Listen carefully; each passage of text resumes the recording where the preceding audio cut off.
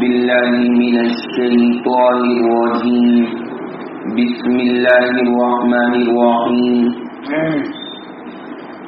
ومن الناس من يقول آمنا بالله وباليوم الآخر وما هم بمؤمنين يخادعون الله والذين آمنوا وما يخدعون إلا أنفسهم وما يشعرون في قلوبهم مرض فزادهم الله مرضا ولهم عذاب أليم بما كانوا يكذبون صدق الله العلي العظيم.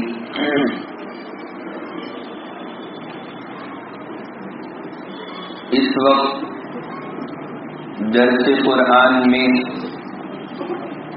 سورۃ البقرہ کا پہلا رکوع مکمل ہونے کے بعد دوسرے رکوع میں سبق شروع ہوا تھا اور آپ کے سامنے عرض کیا جا چکا کہ اللہ تبارک و تعالی نے جس وقت قرآن پاک نازل ہو رہا تھا اس وقت جو جماعتیں زمین کے اوپر موجود تھیں اور جو مذاہب اور عقیدے روئے زمین کے اوپر موجود تھے، اللہ رب العزت نے ان تمام کا تذکرہ سورۃ البقرہ کی ابتدائی آیات میں فرما دیا ہے. اس میں بنیادی طور پر 3 جماعتیں ہیں، ایک مسلمانوں کی اور ایک کافروں کی اور تیسری منافقوں کی. ان 3 کا تذکرہ اللہ نے نام لے کر کے فرمایا ہے. ان 3 حضرات کا تذکرہ تو ہم نے پڑھا ہی، ساتھ ساتھ میں آپ کے علم میں ہے کہ اس موضوع کی مناسبت سے آپ حضرات کے سامنے ہم نے ان جماعت اور فرقوں کا بھی یہاں پر ذکر کیا کہ جو آج ہمارے معاشرے کے اندر پیدا ہو گئے اور جن کی وجہ سے ہمارے عقائد انتہائی خطرناک حد تک گزر جاتے. ان کا بھی مستقل کئی مجالس کے اندر ذکر ہوا.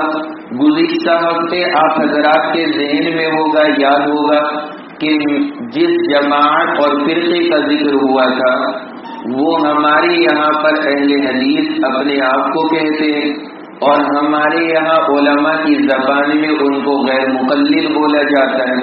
اور ایک خاص نام آپ حضرات نے تجویز کیا ان کے لیے کہ کیا نام ہوگا؟ آزاد فرقہ.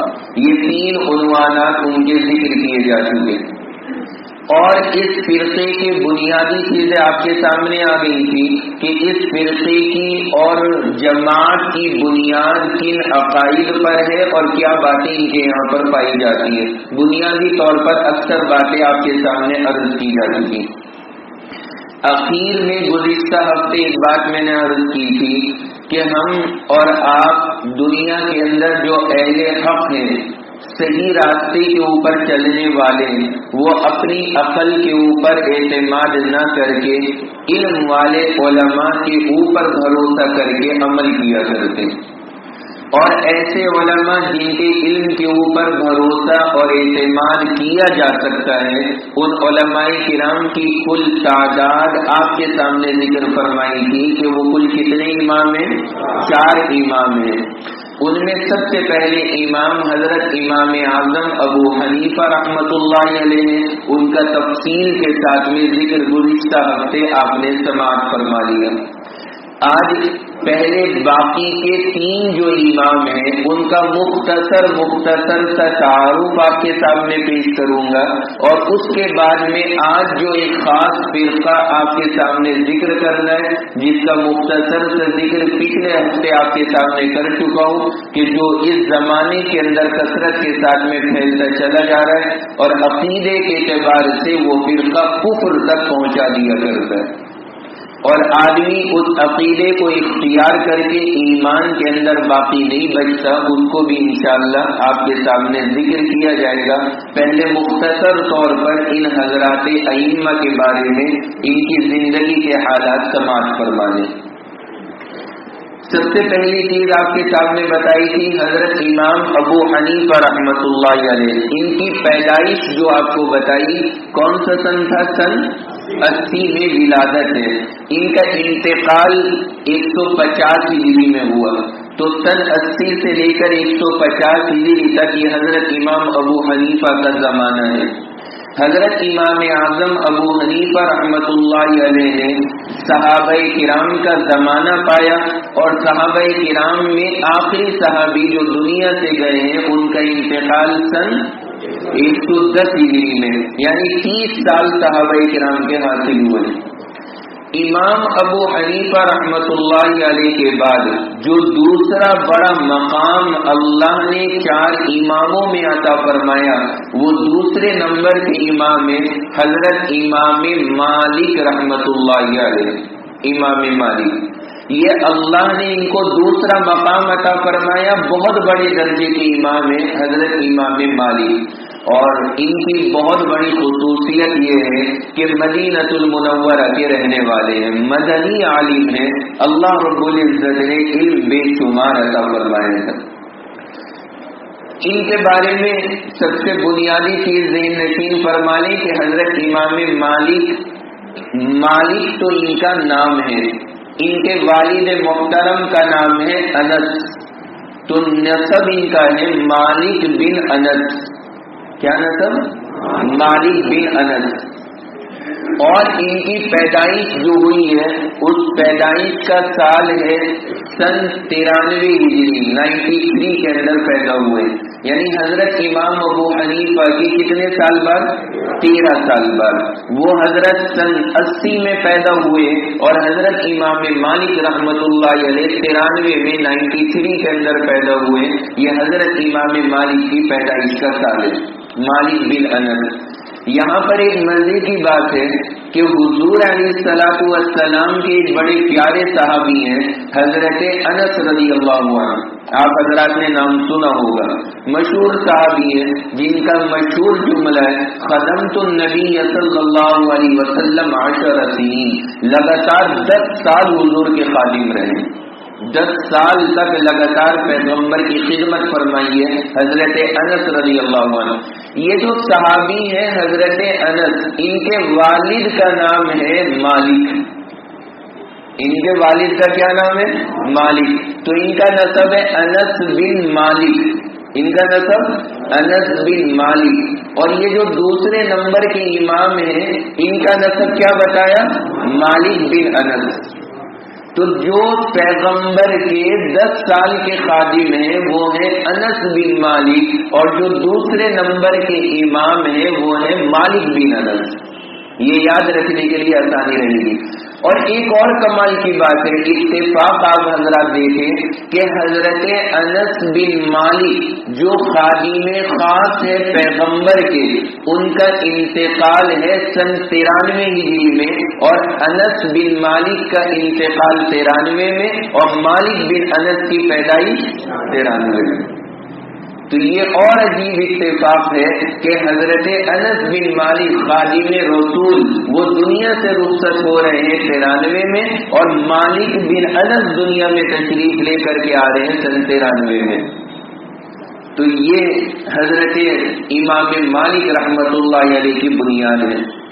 اس کے بعد جس گھرانے کے اندر پیدا ہوئے اللہ نے بہت کچھ نوازا تھا، بہت عیش اور عشرت کے ساتھ میں ان کی پرورش ہوئی، بہت اللہ نے نواز رکھا تھا دنیاوی اعتبار سے، کوئی تنگدستی نہیں تھی، اللہ نے فراوانی عطا فرمائی اور بڑے درجے تک پہنچے، اللہ نے ہر نمونہ عطا فرمایا۔ آپ دیکھیں 4 امام ہیں، امام ابو حنیفہ بڑی تجارت فرماتے ہیں، بے شمار دولت اللہ نے عطا فرما رکھی، امام مالک دولت والے گھرانے میں پیدا ہو رہے، امام شافعی درمیانی درجے کے گھرانے سے، اور امام احمد بن حنبل سخت حالات کے اندر مزدوری کر کے گزارا فرما رہے، جن کا بھی ذکر آگے آنے والا۔ اللہ نے دنیا کو بتایا کہ تم کسی بھی اسٹیج پر ہو، کوئی بھی معیار ہو تمہارا، غریب ہو تو امام احمد بن حنبل نمونہ ہے، درمیانی درجے کے آدمی ہو تو امام شافعی نمونہ ہے، اور اگر مالدار ہو تو امام ابو حنیفہ اور امام مالک نمونہ ہے۔ غرض دین آدمی ہر حالت میں سیکھ سکتا ہے، غریبی اور امیری کوئی بہانہ نہیں ہے، اللہ نے نمونہ عطا فرمایا۔ خیر میں عرض یہ کر رہا کہ حضرت امام مالک کو اللہ نے ایک بڑے عمدہ گھرانے کے اندر پیدا فرمایا، اور ان کی ایک اور کمال کی بات ہے، بچہ ماں کے پیٹ میں عام طور سے 9 مہینے رہا کرتا ہے، حضرت امام مالک رحمت اللہ علیہ ماں کے پیٹ میں 3 سال رہے ہیں۔ ان کی والدہ کو حمل حضرت امام مالک رحمت اللہ علیہ کا کتنے سال؟ 3 سال رہا ہے۔ یہ حضرت امام مالک اسلام کی تاریخ کے، بلکہ میں تو کہتا ہوں کہ شاید دنیا کی تاریخ کے نایاب بچوں میں ہیں جنہوں نے ماں کے پیٹ میں 3 سال قیام فرمایا ہے۔ تو حضرت امام مالک رحمت اللہ علیہ 3 سال حمل رہا ہے والدہ کو، اس کے بعد سن 93 میں ولادت ہوئی، یعنی کہ ہم یہ کہہ سکتے ہیں کہ 90 میں والدہ کے پیٹ میں تشریف لائے اور سن 93 میں دنیا میں تشریف لے کر کے آئے والدہ کے پیٹ سے باہر۔ کمال کے بچے تھے، اللہ تعالیٰ جس کو بڑا مقام عطا فرماتے ہیں اس کا بچپن ہی نرالا ہوتا ہے۔ حضرت امام مالک رحمت اللہ علیہ کے بارے میں آتا ہے کہ فتویٰ دینے کے لیے اپنے زمانے کے مدینہ کے مفتی بنا دیے گئے تھے، اور جس وقت میں ان کو پورے مدینہ کا مفتی بنایا گیا اس وقت حضرت امام مالک کی عمر مبارک تھی 21 سال۔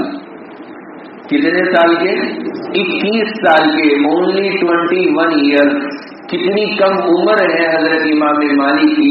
اس وقت میں حضرت امام مالک رحمت اللہ علیہ مفتی مدینہ بنے ہیں، اور ایسے ویسے نہیں کہ اٹھا کر کے ان کو مفتی بنا دیا گیا ہے، بلکہ فرماتے میں نے فتویٰ دینا نہیں شروع کیا جب تک کہ مدینہ کے 70 عالموں نے مجھے فتوے کہنے کا حکم نہیں دے دیا۔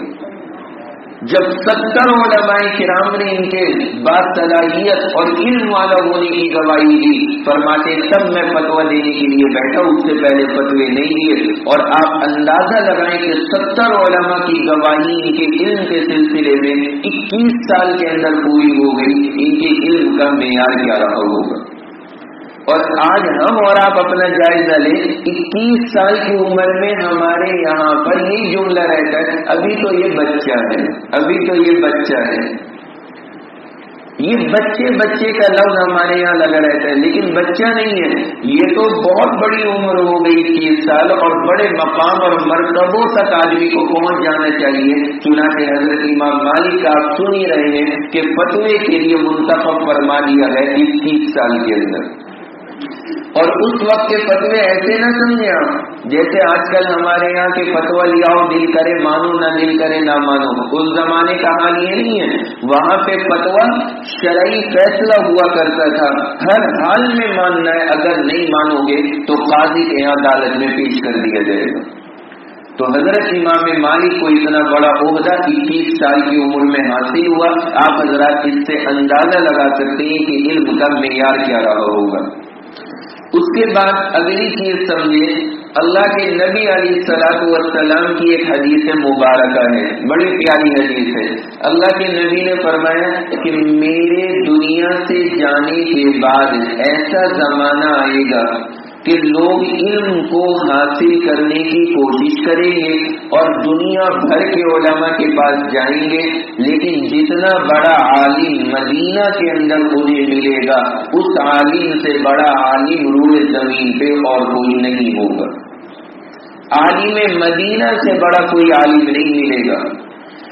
تمام محدثین کرام فرماتے کہ پیغمبر نے جس عالم کے بارے میں خوشخبری سنائی ہے کہ مدینہ سے بڑا عالم دنیا کے اندر نہیں ملے گا، تمام علماء کا اتفاق ہے کہ اس سے مراد حضرت امام مالک رحمت اللہ علیہ۔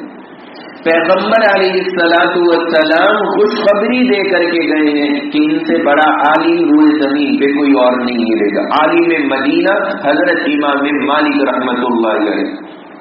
اسی طرح ایک حدیث پاک میں ہے حضور علیہ السلام صحابہ کے مجمع میں بیٹھے ہوئے تھے. اب آپ سوچ رہے ہوں گے کہ حضور کی بشارت تو امام مالک کے لیے ہے اور ہم سب سے بڑا امام تو ان سے بھی بڑا کس کو مان کر آئے ہیں؟ امام ابو حنیفہ رحمۃ اللہ علیہ کو. وہاں تو آپ نے کوئی حدیث نہیں سنائی تھی ان کی فضیلت کے اوپر. تو سنیے اللہ کے نبی علیہ السلام کے بارے میں لکھا ہے. ایک مرتبہ صحابہ کرام کی مجلس میں بیٹھے، چاروں طرف صحابہ ہیں. آپ کے سامنے حضرت سلمان فارسی رضی اللہ تعالیٰ عنہ بیٹھے. حضرت سلمان، اللہ کے نبی نے فرمایا اپنے صحابہ کو خطاب کرتے ہوئے کہ اگر اللہ کا دین زمین سے اٹھ کے آسمان کے ستاروں تک چلا جائے، اگر اللہ کا دین زمین سے اٹھ کے آسمان کے ستاروں تک چلا جائے تو اللہ تعالیٰ اس سلمان کی قوم کے اندر ایسے افراد، ایسے عالم کو پیدا کرے گا جو اللہ کے دین کو وہاں سے بھی لے کر کے آ جائے گا. تمام محدثین فرماتے ہیں کہ وہ عالم جس کے بارے میں پیغمبر نے خوشخبری فرمائی ہے وہ سیدنا حضرت امام اعظم ابو حنیفہ رحمۃ اللہ علیہ. اس قوم کے اندر امام ابو حنیفہ سے بڑا کوئی عالم پیدا نہیں ہوا. اللہ کے نبی خوشخبری دے کر کے گئے ہیں کہ ایسا عالم پیدا ہوگا اس کی قوم کے اندر کہ اگر اللہ کا دین آسمان سے ستاروں تک بھی جائے گا تو وہ عالم وہاں سے بھی اس کو لے کر کے واپس آئے گا. تو اللہ نے کہ نبی نے خوشخبریاں عطا فرمائی ہیں. یہاں حضرت امام مالک رحمۃ اللہ علیہ کا ذکر چل رہا ہے. ایک بہت بڑے عالم ہیں، انہوں نے خواب میں دیکھا کہ اللہ کے نبی علیہ السلام مسجد کے اندر تشریف فرما اور بھیڑ لگ رہی ہے. تو حضور علیہ السلام نے جیب سے کچھ چیز نکالی اور نکالنے کے بعد مصلی کے نیچے چھپا دی اور حضور تشریف لے کر کے چلے گئے، وہاں سے جانے لگے. جب آپ نکلنے لگے مسجد سے، آپ نے اس مجمع کے اندر، وہ خواب دیکھنے والا کہتا ہے میں نے خواب میں دیکھا کہ مسجد کے اندر کونے میں حضرت امام مالک تشریف فرمائے. اللہ کے نبی نے فرمایا کہ مالک یہاں ہو.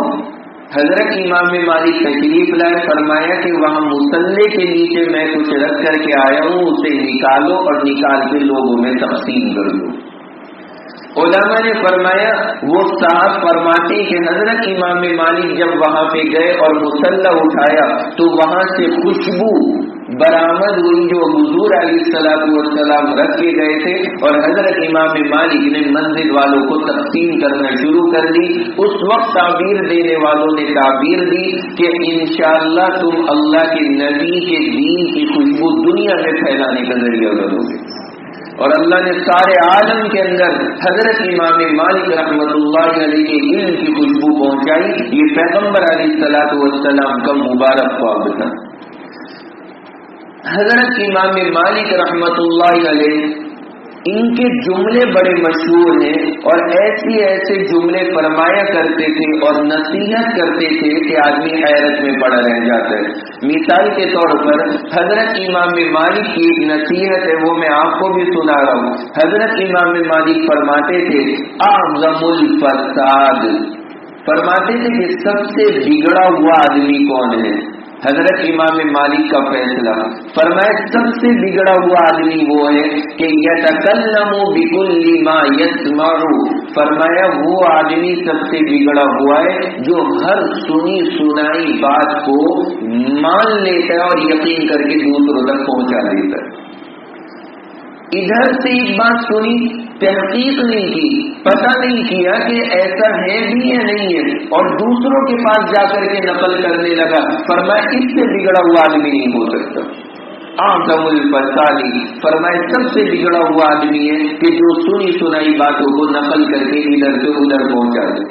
آج ہم اور آپ جائزہ لیں اپنے معاشرے کا کہ ہر آدمی اسی کوالٹی میں، ہر آدمی کا یہی حال ہے. ہم سے اور آپ سے کسی کی کوئی بات پیٹ میں ہضم نہیں ہوتی اور ہر آدمی بے چین رہتا ہے کہ کسی کی ذرا سی بات ملے اور میں مجلس کے اندر جا کر کے ذکر کر دوں. حضرت امام مالک فرما رہے ایسا آدمی کبھی خیر کی طرف نہیں جا سکتا. یہ شر والا آدمی اس سے بچا کے رکھا ہو جو سنی سنائی باتوں پہ اعتماد کرتا ہے. پہلے تو ہماری خواتین کو کہا جاتا تھا کہ یہ بڑے کچے کام کی ہوتی ہے، لیکن اب مرد بھی کوئی پیچھے نہیں ہے، یہ بھی ماشاءاللہ سے اسی طرح سے ہے۔ اور جو نظام ہمارے معاشرے کے اندر چل رہا ہے، ہر سنی سنائی بات کو ادھر ادھر نقل کر دینا۔ چائے پینے کے لیے گئے ہوٹل پہ، وہاں بیٹھ کر کے سنا کہ فلاں کا لونڈا تو بڑا بگڑ رہا ہے۔ اچھا بگڑ رہا ہے، بس کیا بگڑ رہا ہے، کیوں بگڑ رہا ہے کچھ نہیں پتا، گھر پہ آ کے فوراً کہنے لگے کہ بھائی فلاں کی اولاد تو بڑی بگڑ گئی۔ کہاں تحقیق کیا کی ہم نے اور آپ نے اس بات کی؟ یہ جملہ ہمارا ہمیں اور آپ کو اللہ کے یہاں شرمندہ کرنے کا ذریعہ بنے گا۔ ایسے جملے ہرگز نہ کہا کرے کہ کون کسی کے بارے میں کیا کہہ رہا ہے اور ہم اور آپ بغیر تحقیق کے اس کو نقل کرنا شروع کر دیں۔ یہ انتہائی برا عمل ہے۔ حضرت امام مالک رحمۃ اللہ علیہ اس کی بڑی نکیر فرمایا کرتے تھے اور ناپسند فرماتے تھے۔ اسی طرح حضرت امام مالک رحمۃ اللہ علیہ نے ایک مرتبہ اپنے شاگرد کو بلایا اور بلانے کے بعد پوچھا کہ بھائی لوگوں کی میرے بارے میں کیا رائے ہے، کیا کہتے ہیں لوگ میرے بارے میں؟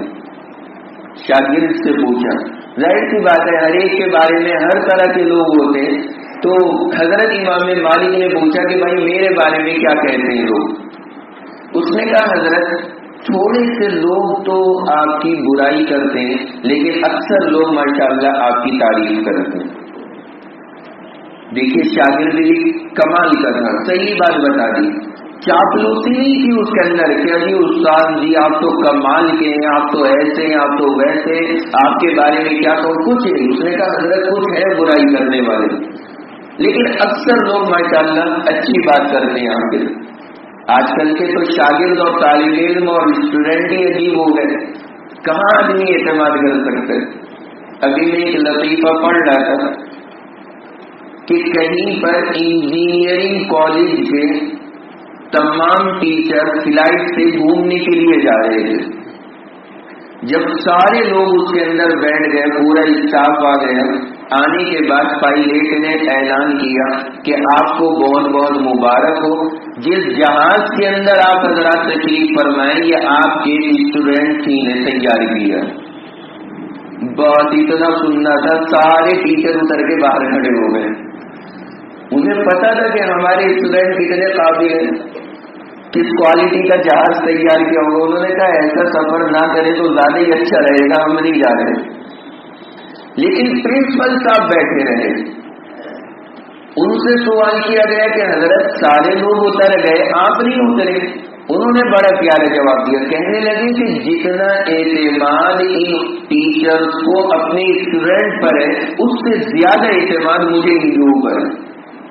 انہوں نے کہا کیا مطلب؟ کہنے لگا مطلب یہ ہے کہ یہ تو اس خطرے سے اترے کہ اڑنے کے بعد میں کہیں گر نہ جائے، اور مجھے تو 100% پتا ہے یہ اسٹارٹنگ نہیں ہوگا، مجھے 100% پتا ہے، بہت بھروسہ ہے اپنے اسٹوڈنٹ کی قابلیت پہ، اور مجھے پکا یقین ہے یہ اسٹارٹنگ نہیں ہونے والا، اس لیے میں کیوں بھاگوں گا۔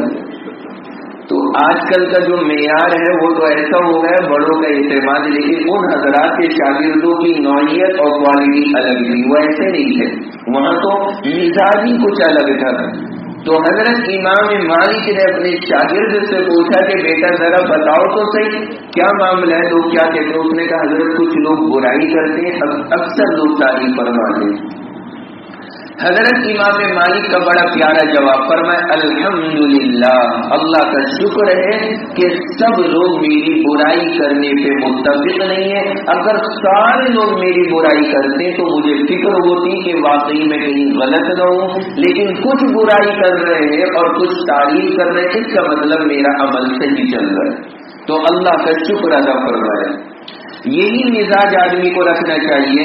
آپ کبھی بھی زندگی کے اندر یہ نہ سوچیں کہ ساری قوم میری تعریف کرے، ایسا کبھی نہیں ہو سکتا۔ سارے لوگ آپ کی تعریف کرنے والے ہو جائیں، ایسا کبھی نہیں ہو سکتا۔ آپ ہمیشہ مان کے چلیں کہ اتنے افراد میرے کو جانتے ہیں، 100 آدمی، اس میں سے کم 40 آدمی تو برائی کرنے والے، 60 آدمی تعریف والے، تو پھر آپ کو تکلیف اور پریشانی نہیں ہوگی۔ پہلے سے ہی مان کے چلنا چاہیے۔ اس لیے کبھی اپنے آپ سے اتنا بڑا حسن ظن نہ قائم کریں کہ سب میری تعریف کریں۔ یہ حضرت امام مالک رحمۃ اللہ علیہ کا جملہ ہے. یہ کیسے حضرت امام مالک ان کے شاگرد فرماتے ما رأیت بیاضا وحمرة من وجہ مالک. ان کے شاگرد نے کہا کہ حضرت امام مالک کا چہرہ ایسا تھا کہ انتہائی سفید کلر اور اس میں ہلکی ہلکی سی سرخی آئی ہوئی. انتہائی تیز سفید رنگ اور اس سفیدی کے اندر ہلکی ہلکی کیا سرخی آئی ہوئی. جیسے آپ ایک گلاس کے اندر دودھ نکالیں اور ہلکا سا آدھا چمچ روح افزا کا ڈال دیں تو جو کلر تیار ہوتا ہے دیکھنے میں کیا خوبصورت لگتا ہے. خالص دودھ وہ رنگ نہیں رکھتا جو ہلکا سا روح افزا ڈالنے کے بعد ہوتا ہے. اللہ نے وہ حسن اور کمال اور جمال حضرت امام مالک کو عطا فرمایا. تو اس انتہائی درجے کے خوبصورت تھے، ایک دم سفید کلر، وائٹ کلر اور ہلکی سی سرخی لیے ہوئے تو کمال کے حسین اور جمیل لگتے تھے. یہ دیکھنے کے اندر حضرت امام مالک رحمۃ اللہ علیہ کا مقام تھا. اور فرمایا کہ وما رأیت اشد بیاضا ثیابا، کہ جتنے سفید حضرت امام مالک تھے اتنے ہی سفید لباس کا استعمال فرماتے تھے. فرمایا میں نے زندگی میں حضرت امام مالک سے زیادہ وائٹ کلر کا استعمال کرنے والا کسی کو نہیں دیکھا. انتہائی چمکدار اور سفید اور باریک لباس استعمال فرماتے تھے.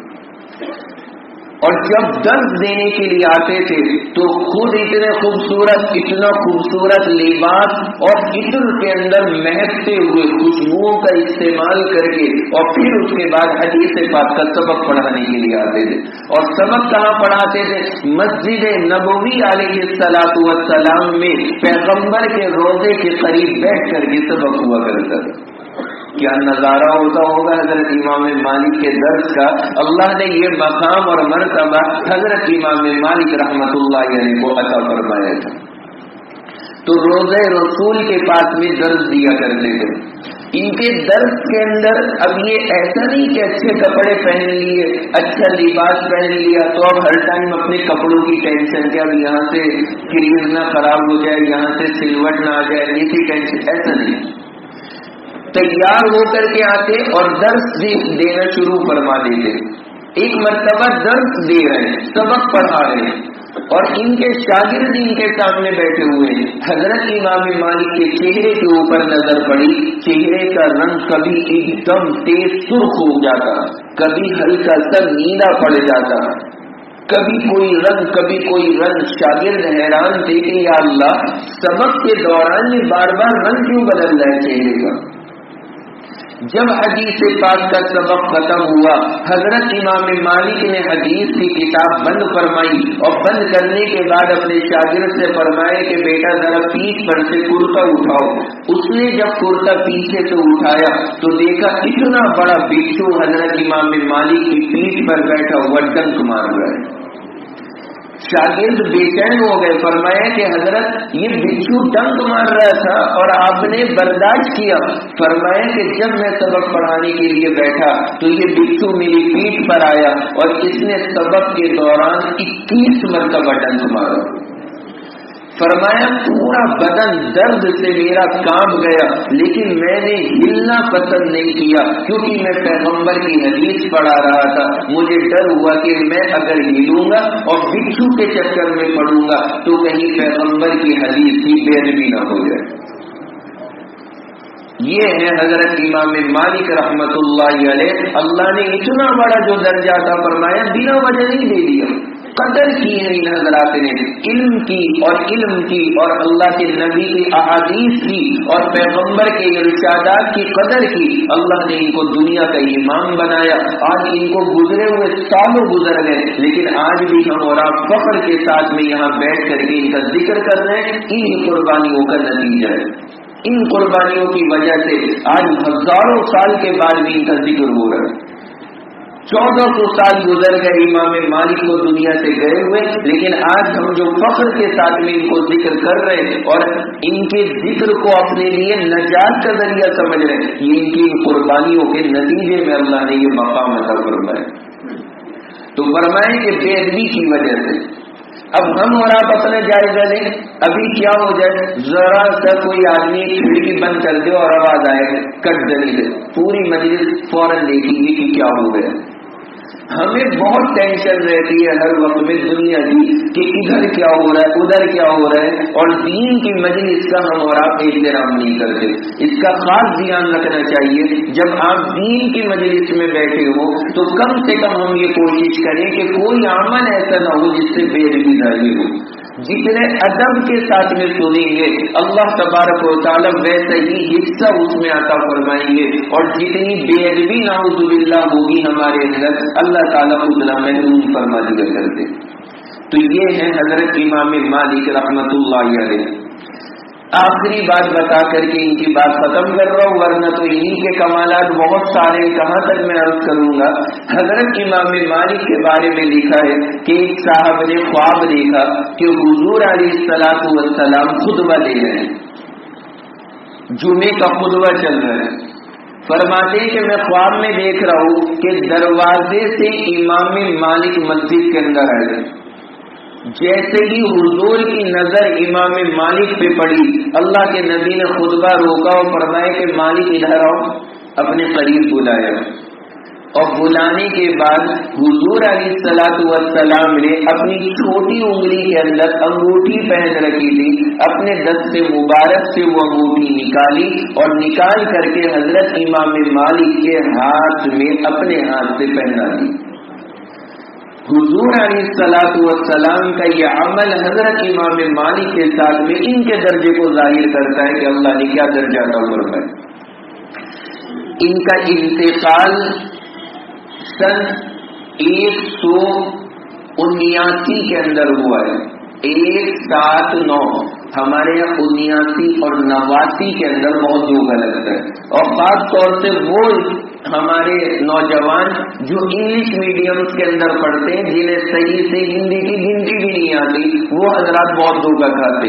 79 اور 89، اس میں آپ کو ایک جگاڑ بتا دوں یاد رکھنے کا، مجھے بھی یاد نہیں رہتا تھا۔ میں نے اپنے استاد سے کہا، انہوں نے کہا بیٹا ایک بہت آسان طریقہ ہے۔ انہوں نے مجھے سمجھایا، کہنے لگے کہ دیکھو 79 اس کے بعد آتا ہے 80، 79 کے اندر پہلے الف ہے، 80 میں بھی پہلے الف ہے۔ 80 کے اندر کیا ہے، پہلے الف ہے جب آپ اردو میں لکھیں گے، اور 79 میں کیا ہے، الف ہے۔ کہنے لگے کہ دوسرا ہے 89، یہ آتا ہے 90 سے پہلے۔ 90 کے اندر پہلا لفظ کیا ہے، نون، اور 89 کے اندر پہلا لفظ نون کا الف کو الف سے ملانا، نون کو نون سے ملانا، گنتی میں دھوکہ نہیں کھاؤ گے۔ مجھے بہت آسان لگا طریقہ، آپ حضرات بھی اگر چاہیں، جس کو یاد نہ رہتا اس کے لیے، جو حضرات یاد رکھتے ہیں ماشاءاللہ ان کے لیے کوئی مسئلہ نہیں۔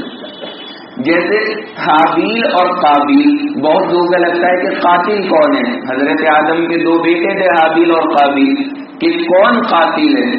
میں نے اپنے استاد سے، انہی استاد سے کہا، وہ ایسی جگاڑ سمجھایا کرتے تھے ہم لوگوں کو۔ میں نے کہا حضرت یہ بھی یاد نہیں رہتا، حابیل اور قابیل دونوں نام ایک جیسے، یہ نہیں یاد آتا قتل کس نے کس کو کیا تھا۔ انہوں نے کہا کہ بیٹا آسان طریقہ بتا رہا ہوں یاد رکھنا، کہ قابیل کے اندر جب عربی میں لکھو گے تو کیا آتا ہے شروع میں، خوف، اور قاتل کے اندر کیا آتا ہے، خوف۔ کہا کہ جس کے اندر نام میں خوف ہے وہی قاتل ہے، جس کے نام کے اندر قاف ہے وہی قاتل ہے۔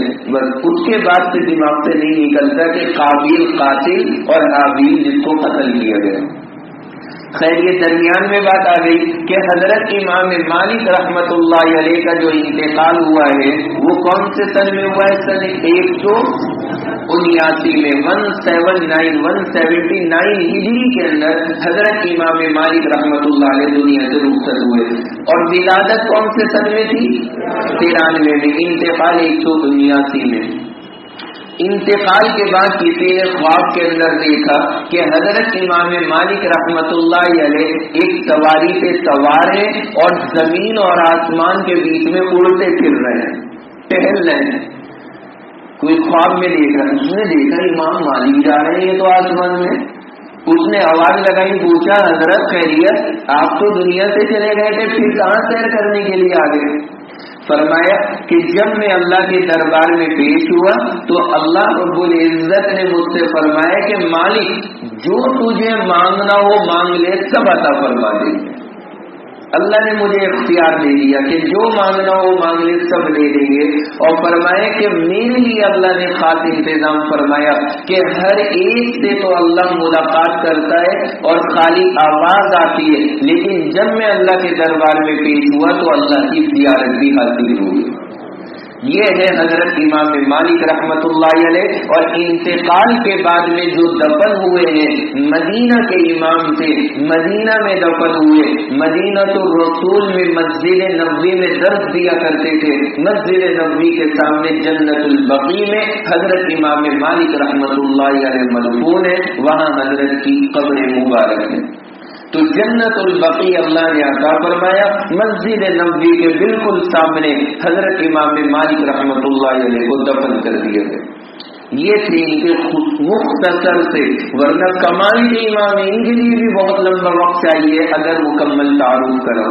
باقی جو دو امام ہیں ان کا چھوٹا سا تعارف کرا دیتا ہوں، اب لمبا نہیں کراؤں گا کیونکہ مجھے آج کا جو خاص فرقہ ہے اس کے تعلق سے بھی کچھ باتیں عرض کرنی ہے۔ تیسرے نمبر پر جو بڑے امام ہیں ان امام کا نام ہے امام شافعی رحمت اللہ علیہ۔ کس نام سے یاد کرتے ہیں؟ امام شافعی۔ ان حضرات سے ذکر کو سننا بھی چاہیے، یاد بھی رکھنا چاہیے، بڑا احسان ہے ان حضرات کو امت پر۔ اگر ہم اور آپ ان حضرات کو ذہن میں رکھیں گے، یہ قرآن اور حدیث اور قرآن و حدیث کی باتیں ان حضرات نے قربانیاں دے کر کے پہنچائیں۔ اور حضرت امام مالک رحمت اللہ علیہ کے تعلق سے ایک بات رہ گئی جو سہارنپور والوں کے لیے بڑے فخر کی ہے، وہ آپ کو بتا دیتا ہوں کہ حضرت امام مالک رحمت اللہ علیہ نے ایک حدیث کی کتاب لکھی ہے، اس حدیث کی کتاب کا نام ہے موطا، عربی کا نام ہے موطا۔ اس حدیث کی کتاب کے اندر حدیثیں نقل کی ہے اور اس حدیث کی کتاب کی شرح لکھی ہے، گائیڈ تیار کی ہے، اور کس فرد نے تیار کی ہے اس کی شرح، اس عظیم ہستی کا نام ہے حضرت شیخ الحدیث مولانا محمد زکریا صاحب نور اللہ مرقدہ۔ سہارنپور کے آپ کے ماشاءاللہ جو کاندلا کے رہنے والے تھے لیکن اعزاز سہارنپور کو حاصل ہوا، حضرت شیخ الحدیث مولانا زکریا صاحب نور اللہ مرقدہ نے حضرت امام مالک کی اس حدیث پاک کی کتاب کی شرح لکھی، اور کیسی شرح لکھی کہ جب علماء عرب کے پاس میں وہ شرح گئی ہے تو وہ جو امام مالک کے ماننے والے تھے اور امام مالک کے مذہب کے مطابق عمل کرتے تھے، وہ اپنی انگلیاں منہ میں لے کر کے رہ گئے اور کہنے لگے کہ ہندوستان میں بھی اتنے علم والے علماء پیدا ہوتے، ہندوستان کے اندر ایسے علم والے علماء پیدا ہوتے، اور آج عرب کے اندر کوئی عالم ایسا نہیں ہوگا کہ جو عالم حضرت شیخ کی اس کتاب کا مطالعہ کیے بغیر عالم بن جاتا ہو۔ ہر عالم کی لائبریری کے اندر وہ کتاب موجود ہے۔ امام حرم سے لے کر کے نیچے تک کے افراد کو آپ دیکھ لیجیے، حضرت شیخ الحدیث مولانا زکریا صاحب کا یہ عظیم کارنامہ ہر ایک کی لائبریری کے اندر موجود ہے، اور جب تک عرب کے اندر کوئی عالم اس کتاب کا مکمل مطالعہ نہیں کر لیتا اس وقت تک اس عالم کو مضبوط عالم نہیں شمار کیا تھا۔ یہ اللہ نے اعزاز آپ کو عطا فرمایا، اتنی بڑی نسبت عطا فرمائی حضرت شیخ الحدیث حضرت مولانا زکریا صاحب نور اللہ مرقدہ۔ خیر ان کی شخصیت بہت بڑی ہے، ان پہ ہم اور آپ کیا کلام کر سکتے ہیں۔ تو حضرت امام شافعی رحمت اللہ علیہ یہ بھی بڑے درجے کے امام ہیں، اور 4 امام میں ان کا نمبر تیسرے نمبر پر آتا ہے۔ ان کی ولادت ہوئی ہے سن 150 ہجری میں۔ کون سے سن میں؟ 150 ہجری میں، اور انتقال ہے 204 ہجری میں۔ 150 میں ولادت اور انتقال 204 میں، کل عمر کتنی؟ 54 سال۔ کتنی مختصر سی عمر، لیکن ایسے علمی کارنامے انجام دیے ہیں، اور اتنا علم کہ دنیا کے اندر امام ابو حنیفہ رحمت اللہ علیہ کے بعد سب سے زیادہ فالوور اگر کسی امام کے ہیں اور ماننے والے اگر کسی امام کے ہیں تو امام شافعی رحمت اللہ علیہ۔ زبردست علم اللہ نے عطا فرمایا. ان کا جو نام ہے شافعی تو ان کی نسبت ہے، ان کا جو اصل نام ہے، ان کا نام ہے محمد. کیا نام ہے؟ محمد. اور ان کے والد محترم کا نام ہے ادریس. تو محمد بن ادریس یہ ان کا اصل نام ہے، محمد بن ادریس. امام شافعی کے نام سے مشہور ہے، اصل نام ان کا محمد بن ادریس ہے. جیسے امام ابو حنیفہ کے نام سے مشہور ہے اور اصل نام ان کا کیا ہے؟ نعمان بن ثابت. ایسے ہی امام شافعی مشہور ہے لیکن ان کا اصل نام کیا ہے؟ محمد بن ادریس. اس کے بعد حضرت امام شافعی رحمۃ اللہ علیہ کی بڑی کمال کی باتیں، ان کی صرف ایک نصیحت آپ کو سنا رہا ہوں. حضرت امام شافعی رحمۃ اللہ علیہ فرماتے تھے اظلم الظالمین، کہ دنیا میں سب سے بڑا ظالم میرے نزدیک، امام شافعی فرما رہے ہیں کہ میرے نزدیک، امام شافعی کے نزدیک دنیا میں سب سے بڑا ظالم آدمی کون ہے؟ فرمایا اذا ارتفع جفا اقاربہ. یہ میں خاص طور سے حضرت کی نصیحت نقل کر کے لایا یہاں ذکر کرنے کے لیے کہ امام شافعی رحمت اللہ علیہ نے فرمایا سب سے بڑا ظالم وہ ہے کہ جب اس کے پاس دولت آئے تو رشتہ داروں پہ ظلم شروع کر دے. جب دولت آئے تو کس پہ ظلم کرے؟ رشتہ داروں پہ ظلم کرے. فرمائے اس سے بڑا ظالم نہیں ہو سکتا. یہ بے غیرتی کی انتہا ہے کہ دولت آنے کا مطلب تو یہ تھا کہ رشتہ داروں کا تعاون کیا جاتا، ان کے ساتھ میں کھڑا ہوا جاتا، ان کی مدد کی جاتی. اور یہ ساتھ میں الٹا معاملہ کر رہا ہے. اللہ نے دولت عطا فرمائی اور ظلم کے اوپر اترا ہے، اکڑ دکھلا رہا ہے اپنے رشتہ داروں کے. یہاں پہ یاد رکھنا جس آدمی کے اندر یہ خصوصیت موجود ہو یہ انتہائی بری عادت ہے. اپنے رشتہ داروں کے سامنے اپنا پیسہ ظاہر نہیں کرنا چاہیے. اگر کوئی آپ کا رشتہ دار ہے، غریب آدمی ہے، آپ اس کو اپنی رشتہ داری کے جلوے مت دکھائیے، اپنے مال کے کمالات مت دکھائیے. اس کے دل پہ احساس ہوگا، اس کو شرمندگی ہوگی اور وہ پریشان ہوگا. اس لیے شریعت نے منع کیا ہے کہ رشتہ دار کو اذیت نہ پہنچاؤ. اس کا خاص دھیان رکھنا چاہیے. آج ہم اور آپ اللہ معاف کرے پیسہ آنے کے بعد سب سے پہلے اپنے رشتہ داروں کو نیچا دکھانے کی کوشش کرتے ہیں، نیچا دکھانے کی. خواتین بیٹھی ہوئی ہے، ان کے پاس اگر پیسے آ جائیں تو یہ فنکشن کے موقع کے اوپر یہ ٹارگیٹ نہیں بناتی کہ میں اچھا سا سوٹ لیا ہوں. یہ ٹارگیٹ بناتی ہے کہ فلاں بھی لے کر آ گئی، آج اس کا سوٹ دیکھ کر کے آ جاؤ، وہ بھی لے کر آ گئی، آج اس کا بھی دیکھ لوں. پہلے سب کو لانے دو، سب کا دیکھ لو، اس کے بعد سب سے 21 لے کر کے آؤں گی.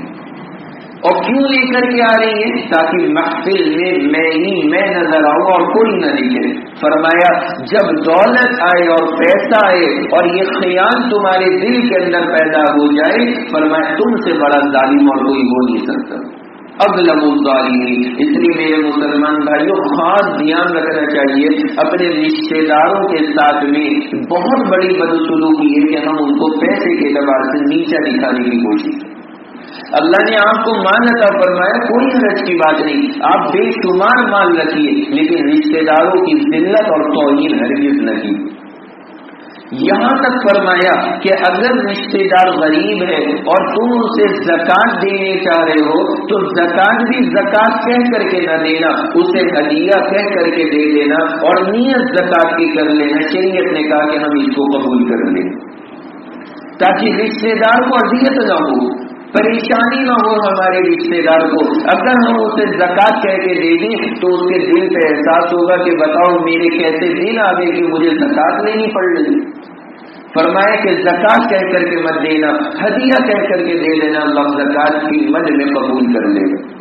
کیسا معاملہ ہے رشتہ داری کا، اس لیے اس کا خاص دھیان رکھنا چاہیے. تو یہ حضرت امام مالک رحمۃ اللہ علیہ، حضرت امام شافعی کی ایک نصیحت آپ کو سنا دی.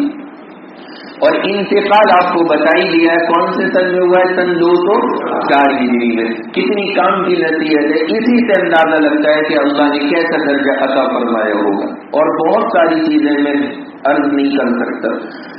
چوتھے نمبر کے جو امام ہے، بڑے درجے کے اوپر جو پہنچے، آخری امام، کیا نام ان کا؟ امام احمد بن حنبل. کیا نام؟ امام احمد بن حنبل رحمۃ اللہ علیہ. بہت بڑے درجے کے فرد ہیں. ان کی جو ولادت ہے وہ ہے سن 164 ہجری میں. کون سے سن میں؟ سن 164 ہجری میں پیدا ہوئے. اللہ نے ان کو بھی بہت بڑا درجہ عطا فرمایا. یہ چوتھے نمبر کے. پہلے نمبر پہ کون امام تھے؟ امام ابو حنیفہ. کون سے سن میں پیدا ہوئے تھے؟ 80 میں. دوسرے نمبر پر امام مالک. کون سے سن میں آئے تھے؟ 93 میں. تیسرے نمبر پر امام شافعی. کون سے سن میں پیدا ہوئے؟ 150 میں. اور چوتھے نمبر پر امام احمد بن حنبل، اور ان کی ولادت ہے سن 164 میں. تو آپ کو سمجھ میں آ گیا ہوگا کہ چار جو ہے ترتیب ان کی پیدائش کے اعتبار سے جو آدمی پیغمبر کے زمانے کے جتنا نزدیک ہوگا ہم اس کو اتنا افضل درجہ عطا کریں گے. پیغمبر کے نزدیک ہونا یہ بہت بڑے درجے کی بات ہے. تو حضرت امام احمد بن حنبل رحمۃ اللہ علیہ بڑے کمال کے آدمی. حضرت نے علم کا اتنا شوق تھا اور پڑھائی میں اور پیغمبر کی حدیثوں میں ایسے لگے رہتے تھے کہ حضرت نے نکاح بھی جو فرمایا اس وقت ان کی عمر مبارک تھی 40 سال. کتنی عمر میں؟ 40 سال میں. ان کے بارے میں علماء نے دیکھا کہ اپنی کتابوں ہی سے فرصت نہیں مل سکی کہ نکاح کی طرف توجہ فرما لیتے. موقع ہی نہیں ملا نکاح کرنے کا. آپ غور فرمائیں کہ کیسے فرد رہے ہوں گے. تو 40 سال کی عمر میں پہنچ کر کے حضرت امام مالک نے نکاح فرمایا، لیکن نکاح بڑا برکتی ہوا ہے. اور پھر اس کے بعد جو اولادیں ہوئی ہیں اللہ نے 1 لڑکی اور 8 لڑکے عطا فرمائے ہیں. کتنی؟ 1 لڑکی اور 8 لڑکے. ہم اور آپ ہوتے تو 4 ہونے کے بعد بیگم صاحبہ فیملی پلاننگ پہ عمل کر لینا چاہیے. اتنی لمبی ٹیم کو کہاں سلائیں گے، کہاں سے کھلائیں گے؟ ہمارا اور آپ کا دماغ. امام احمد بن حنبل کا تو عقیدہ یہی تھا نا کہ رب العالمین اللہ ہے، مجھے کا ٹینشن. فرمایا کہ 40 سال کی عمر میں نکاح کیا، اور آج کل 20 سال کی 25 سال کی عمر میں نکاح ہو جاتے، اور ماشاءاللہ 2 اور 4 2 کے اوپر پہنچ کر کے کہ بس چھوڑو بہت بچے ہو گئے اب اور نہیں کرنے. اب باقاعدہ بچوں کے لیے مشورہ ہوتا ہے کہ بھائی کتنے مناسب رہیں گے. اس میں ہمیں کیا مشورہ کرنا، یہ تو اللہ کا نظام ہے، جتنے اللہ نے مقدر فرمائے وہ کر کے رہیں گے. ہم اور آپ کیوں ٹینشن لیتے ہیں؟ خیر میں عرض یہ کر رہا کہ 40 سال کی عمر میں نکاح فرمایا، اور لڑکے کتنے ہوئے؟ 8 لڑکے، اور لڑکی ایک لڑکی اللہ نے عطا فرمائی.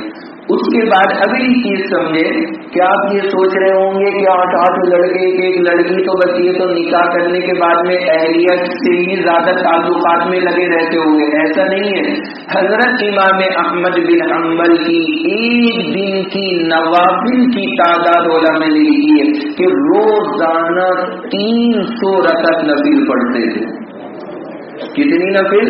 300 رکعات نفل ادا کرتے تھے. فرض، واجب، سنت مؤکدہ اور سنت غیر مؤکدہ کو چھوڑ کر کے 300 رکعت نفل. امام احمد بن حنبل رحمۃ اللہ علیہ کیسے درجے کے آدمی رہے ہوئے. اور رات کی مشغولیت فرمایا کہ روزانہ ہر رات میں قرآن پاک کی 1 منزل پڑھنے کا معمول تھا. 7ویں دن رات میں قرآن ختم کرواتے تھے. یہ حال تھا حضرت امام احمد بن حنبل رحمۃ اللہ علیہ کی عبادت کا. اور دماغ اور ذہن اور حافظہ کیسا تھا؟ فرمایا کہ 1 لاکھ پیغمبر کی احادیث زبانی یاد تھی. 1 لاکھ حدیثوں کے حافظ. کئی مجلس کے اندر بٹھا دو تو ایسے سناتے تھے 1 لاکھ حدیث جیسے سورہ فاتحہ ہم اور آپ پڑھتے. ہمیں 30واں پارہ یاد کرنے میں حالت خراب ہوتی ہے۔ امام احمد بن حنبل 1,00,000 حدیثوں کے حافظ تھے اور کتاب تحریر فرمائی ہے حدیث پاک کے اوپر۔ امام احمد بن حنبل رحمۃ اللہ علیہ کی عجیب و غریب کتاب ہے، ابھی چھپ کر کے آئی ہے ہمارے یہاں پر۔ ان کی کتاب جو چھپی ہے تو اس کی جلدوں کی جو تعداد بنتی ہے، جو لکھی ہے انہوں نے کئی جلدوں کے اندر، اس کی جلدوں کی تعداد ہے 50 جلدوں کے اندر ایک کتاب چھپ کر کے آئی ہے امام احمد بن حنبل۔ اتنی موٹی ضخیم کتاب ہے، حضرت امام احمد بن حنبل رحمۃ اللہ علیہ نے درج فرمائی ہے، لکھی ہے۔ لیکن یہاں بھی میں آپ کو سہارنپور کا ایک کمال بتلا دوں، سہارنپور والوں کو، امام احمد نے اتنی موٹی کتاب ہمارے قد کے برابر لکھ تو دی ہے 50 جلدوں میں، 50 والیوم کے اندر۔ ہمارے حضرت شیخ الحدیث حضرت مولانا یونس صاحب نور اللہ مرقدہ، جن کا گزشتہ سال انتقال ہوا تھا، حضرت رحمت اللہ علیہ، ہم ان سے جب سبق پڑھ رہے تھے، حضرت نے عجیب جملہ فرمایا۔ ایک حدیث پاک آئی، حضرت پڑھا رہے تھے، ہم لوگ بیٹھے ہوئے پڑھ رہے تھے، حضرت نے فرمایا کہ بیٹا کہ جو حدیث تم نے پڑھی ہے نا، اس حدیث پاک کو میں نے امام احمد کی کتاب میں تلاش کرنے کی ضرورت پڑی تھی تو 3 مرتبہ پوری کتاب کو پڑھنا تھا۔ ایک حدیث کو تلاش کرنے کے لیے 50 کی 50 جلدیں پڑھ ڈالیں گے، اور فرمایا کہ پہلی مرتبہ میں جب پڑھی تو نظر میں نہیں ٹکرائی حدیث، دوسری بار پوری 50 جلدیں، تیسری بار پڑھی تو اللہ نے حدیث ملوا دی۔ فرمایا ایک حدیث کے لیے میں نے پڑھا تو امام احمد بن حنبل نے لکھی ہے اتنی بڑی، لیکن ہمارے یہاں کے علماء نے ماشاءاللہ اس کو پڑھا ہے 3 مرتبہ۔ یہ اللہ نے اعزاز عطا فرمایا۔ ان حضرات علماء کرام کی قربانیاں اور ان کی محنتیں جو ہم اور آپ ان کے جنازوں کو دیکھ کر کے رش کرتے ہیں، یہ بلا وجہ نہیں ہے، انہوں نے زندگیاں لگائی اللہ کے دین کے لیے، اللہ نے دنیا میں قبولیت عطا فرمائی، محنتیں کی ہیں۔ تو یہ حضرت امام احمد بن حنبل رحمۃ اللہ علیہ ہے، ان کا انتقال ہوا ہے، اور انتقال سے پہلے فرمایا کہ مجھے اب تک 99 مرتبہ اللہ کی خواب میں زیارت ہو چکی ہے امام احمد بن حنبل کو، اور جب 99 مرتبہ زیارت ہو گئی، آخری مرتبہ اللہ نے فرمایا کہ احمد بن حنبل اب انشاءاللہ اصلی جگہ ملاقات ہوگی۔ فرمایا کہ 100ویں مرتبہ رہ گئی، 99 مرتبہ حضرت شیخ نے فضائل اعمال کے اندر درج فرمایا کہ امام احمد بن حنبل کو اللہ نے یہ اعزاز عطا فرمایا۔ اب کیسی زیارت تھی، کیا ترتیب تھی، وہ ہمیں نہیں پتا، اللہ جس طرح بھی کراتے ہوں گے واللہ عالم، لیکن اللہ نے یہ اعزاز حضرت امام احمد بن حنبل کو عطا فرمایا۔ تو یہ ہے وہ 4 امام جن کی ہم اور آپ بات مانتے ہیں۔ اب یہ آزاد فرقہ ہمارا، اس بیچارے کا کیا کہنا؟ کہتا ہے نہ ابو حنیفہ کی مانو، نہ امام شافعی کی مانو، نہ امام مالک کی مانو، نہ احمد بن حنبل کی مانو۔ کس کی مانے تھے؟ کافری مانو۔ جو تمہارا دماغ کہے، پیغمبر کی حدیث سے کھولو۔ ہم کہتے کہ بھائی اس کوالٹی کا آدمی کوئی ہو سکتا ہے؟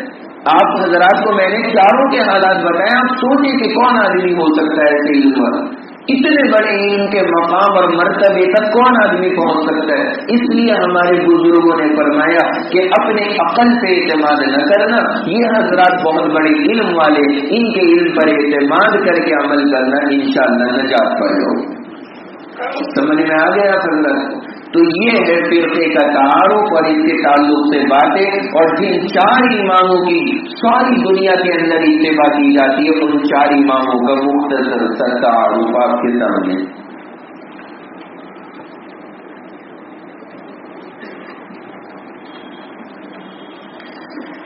اب آج کی آخری بات، آپ سوچیں گے کہ اب تو فرقہ شروع ہو رہا ہے یا آج تو خیریت نہیں، کب چھٹی ملے گی ہمیں؟ آپ ٹینشن نہ لیا کریں، میرے سامنے گھڑی موجود رہتی، آپ نے غور بھی کیا ہوگا، جو سوئی کا وقت ہے اسی پہ جا کر کے بات نمٹ جایا کرتی، فارغ آپ اسی وقت ہوں گے انشاءاللہ۔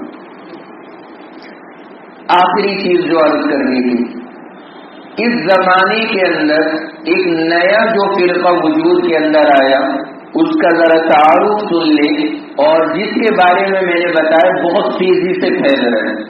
ابھی اس وقت تک سہارنپور کے اندر مختصر سی ایک آدھ بات سننے میں آئی ہے، لیکن بفضل تعالیٰ ابھی اس فرقے کے پنجے یہاں مضبوط نہیں ہوئے، لیکن اس کی پکڑ اس وقت ہندوستان کے اندر بہت زیادہ ہو چکی ہے۔ آپ کو میں نے بتلایا تھا کہ صرف صوبہ گجرات کے اندر اس کے ماننے والے 22,000 کی تعداد میں ہو چکے، اور گزشتہ ہفتے میرے پاس کچھ نوجوان آئے ہوئے تھے، وہ ذکر کر رہے تھے میرے سے کہ دہلی کے اندر ان کے تعلق والوں کو افراد ملے، دہلی تک کے اندر بہت تیزی سے ان کا کام چل رہا ہے، اور ان کے کام کرنے کا انداز بڑا نرالا ہے۔ یہ جماعتوں میں جا جا کر کے کام کر رہے ہیں، تبلیغی جماعت کے اندر جا رہے ہیں، اور کرتا پاجامہ داڑھی پورے مشرہ بن کے، ہاتھ میں لمبی لمبی تسبیحات لے کر کے، اور تمام اعمال میں شریک ہو رہے ہیں، اور وہاں پر اپنے غلط عقیدے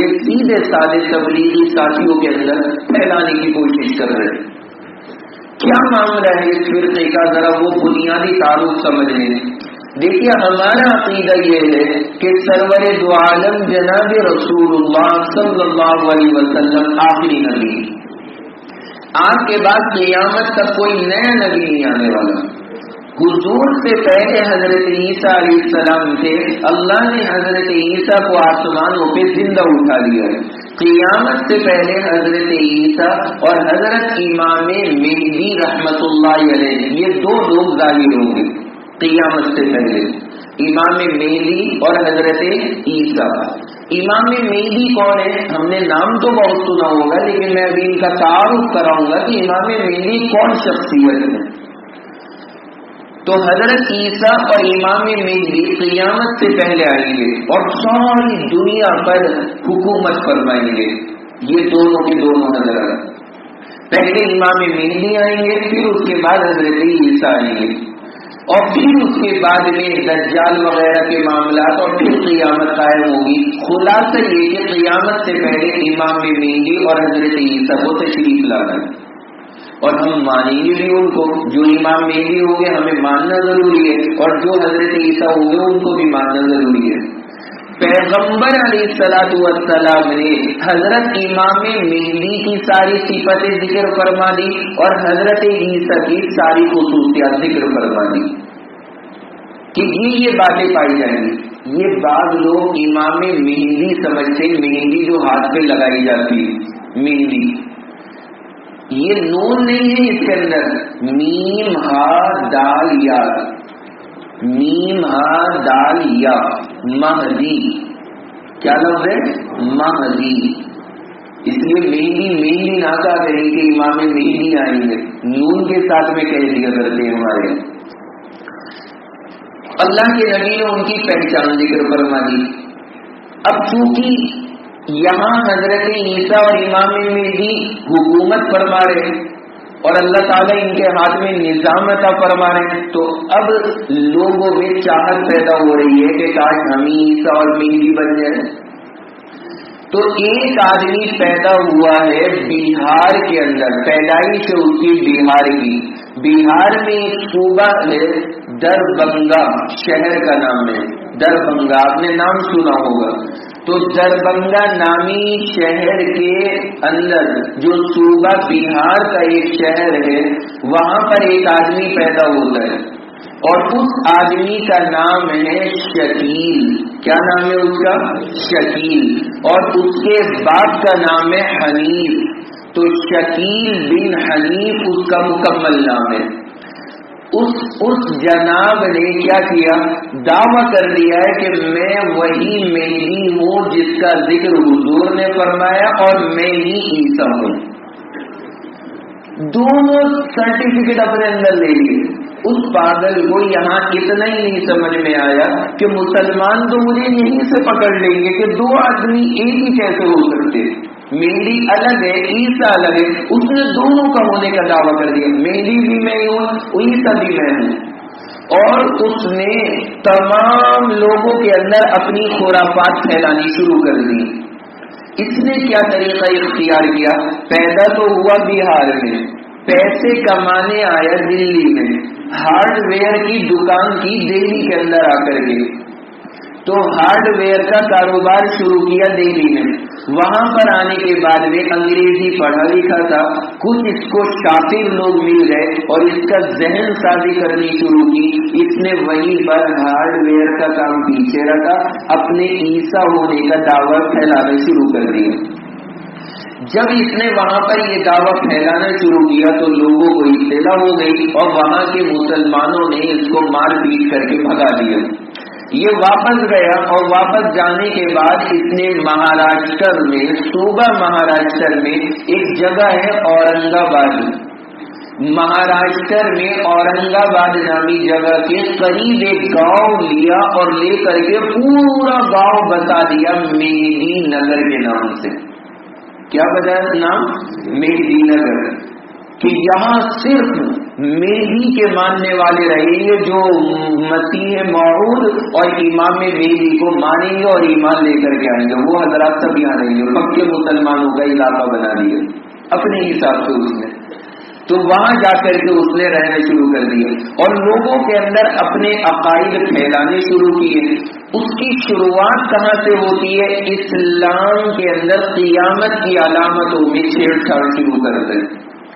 کیا کہتا ہے آ کر کے؟ آپ سے کہیں گے اس کے ماننے والے، کئی جگہ پہ یہ لوگ پکڑے گئے ہیں اور دو جگہ پہ جماعت کے اندر پکڑے گئے، مسجد کے اندر رکے ہوئے اور ہماری جماعتوں کے ساتھ میں، اور وہاں پہ پکڑے گئے۔ تو جب ان سے پوچھا گیا کہ کیا معاملہ ہے آپ کا، تو کہنے لگے کہ دیکھو ہم سیدھی بات کرتے ہیں کہ حضور نے فرمایا کہ دجال آئے گا، عقیدہ ہے یا نہیں؟ تو مسلمان کہتے ہیں بالکل ہے عقیدہ۔ کہنے لگے کہ دجال کوئی الگ سے نہیں آئے گا۔ اس نے کیا کہا کہ دجال تو آ چکا ہے۔ اچھا، دجال آ بھی گیا اور سہارنپور والوں کو پتہ بھی نہیں ہے دجال کہاں ہے۔ کہاں ہے دجال؟ اس سے پوچھا تو کہنے لگا دجال امریکہ اور فرانس، یہ دونوں دجال ہیں۔ اچھا جی، حضور نے فرمایا تھا کہ دجال تو ایک جسم کی شکل میں آئے گا، اس نے دو ملکوں کو دجال بنا دیا۔ تو کیا کہتا ہے کہ امریکہ اور فرانس یہ دونوں دجال ہیں۔ اچھا، اس سے سوال کیا ہمارے علماء نے کہ یہ بتا کہ دجال تو کانا ہوگا، یعنی ایک آنکھ ہوگی اس کی اور ایک آنکھ سے سب دیکھے گا۔ کہنے لگا کہ وہ ایک آنکھ سیٹلائٹ ہے، یہ جو سیٹلائٹ لگی ہوئی ہے اوپر اور جس سے نیچے کے سارے مناظر کیپچر ہو رہے ہیں، کا وہ دو نہیں لگا رکھی، وہ ایک لگی ہوئی لائٹ ہے، کا یہ ایک آنکھ سے مراد وہی ہے۔ تو یہ امریکہ اور فرانس کی ایجادات ہے اور دجال جو ہے وہ امریکہ اور فرانس ہے، اور جو اس کی کانی آنکھ ہے وہ سیٹلائٹ ہے، جو کانی آنکھ ہے وہ کیا ہے؟ سیٹلائٹ ہے۔ تو یہ دکھلاتا ہے کہ قیامت کی جتنی علامتیں وہ ساری کی ساری پوری ہو چکی ہیں۔ اب کیا رہ گیا باقی؟ کہ اب بس صرف رہ گیا تھا کہ حضرت عیسیٰ تشریف لائے، حضرت مہدی تشریف لائے، اور وہ میں تشریف لا چکا ہوں۔ اپنی تشریف بتاتا ہے کہ میں ہی تشریف لے آیا ہوں، لہذا اب سب لوگوں کو چاہیے کہ میری اتباع کریں۔ اس کی جو باتیں ہیں، بنیاد ہے، آپ حضرات سمجھ رہے ہوں گے۔ اللہ کے نبی علیہ الصلوۃ والسلام نے ارشاد فرمایا کہ دجال مدینہ میں تو داخل نہیں ہو سکے گا، اور مدینہ میں سیٹلائٹ ہے نہیں ہے، ظاہر سی بات ہے، ہر جگہ پہ موجود ہے۔ تو جب دجال مدینہ میں نہیں جا سکے گا تو یہ دجال کی آنکھ کہاں سے مدینہ میں پہنچ جائے گی؟ آپ سوچیں، غور کریں۔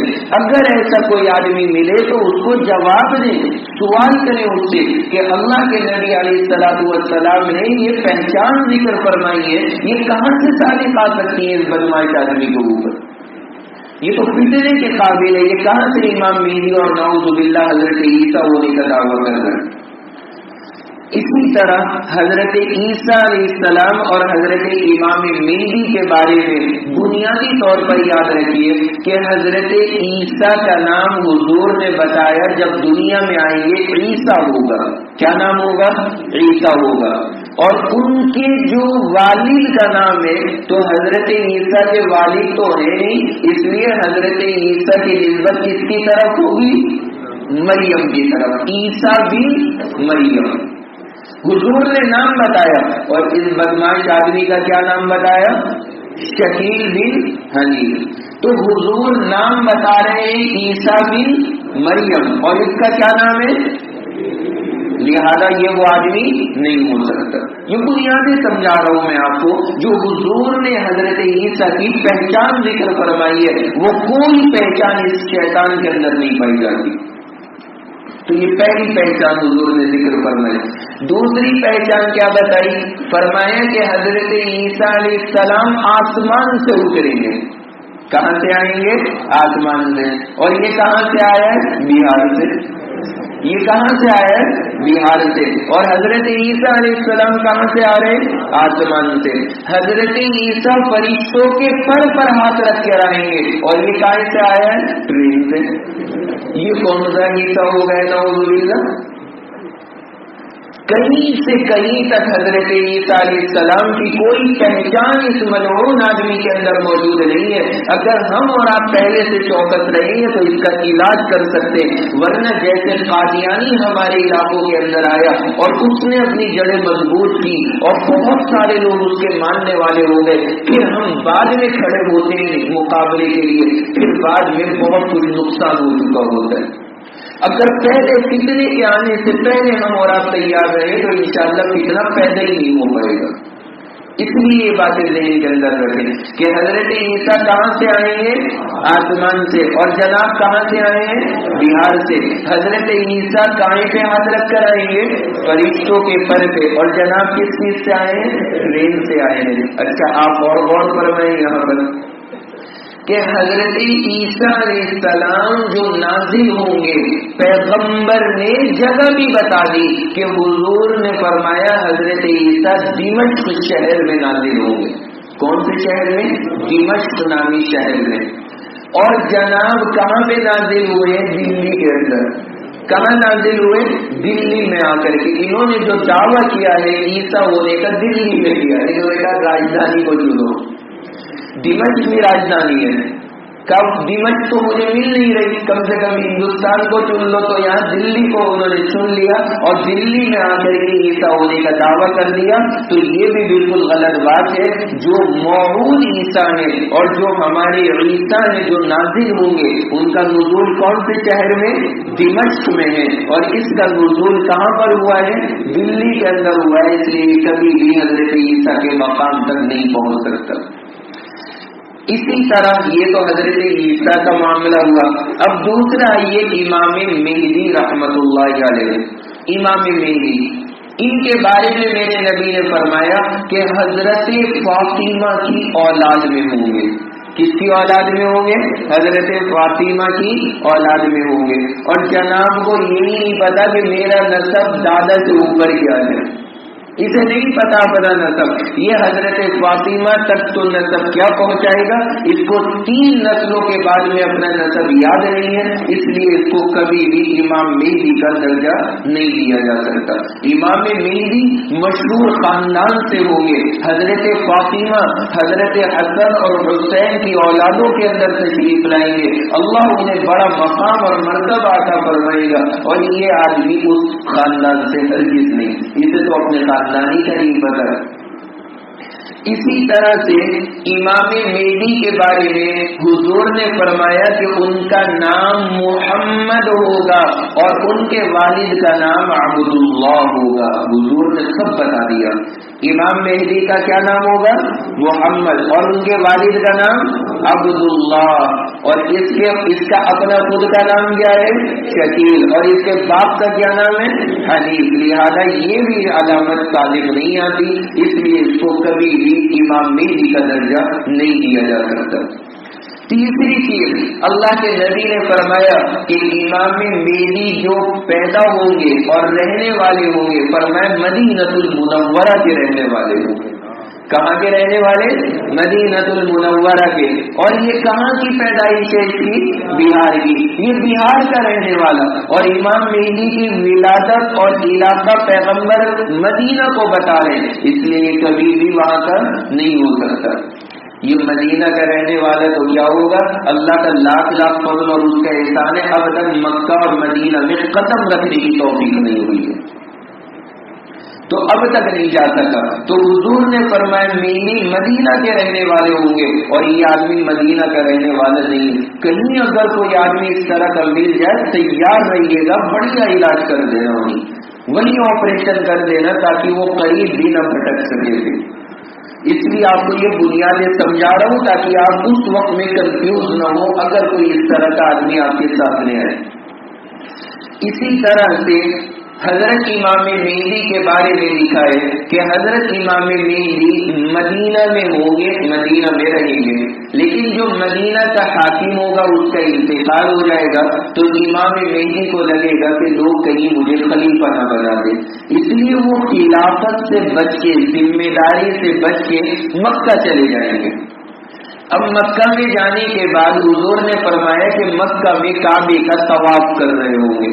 حتیم اور مقام ابراہیم کے درمیان حضرت امام مہدی ہوں گے، اس وقت مدینہ سے جماعت امام مہدی کے پاس وہیں طواف کے درمیان پہنچ جائے گی اور جا کر کے کہے گی کہ حضرت اللہ کے واسطے آپ خلیفہ بن جائیے، ہم سب آپ کے ساتھ ہیں۔ تو امام مہدی رحمت اللہ علیہ پھر ان کے اصرار پہ خلیفہ بن جائیں گے اور سارے لوگ امام مہدی سے بیعت ہو جائیں گے، اور اس کے بعد حضرت امام مہدی کا مقابلہ ہوگا عیسائیوں سے، اللہ تعالی حضرت کو فتح عطا فرما دے، اور 7 سال تک حکومت فرمائیں گے۔ کتنے سال؟ 7 سال حضور نے فرمایا ہے، 7 سال۔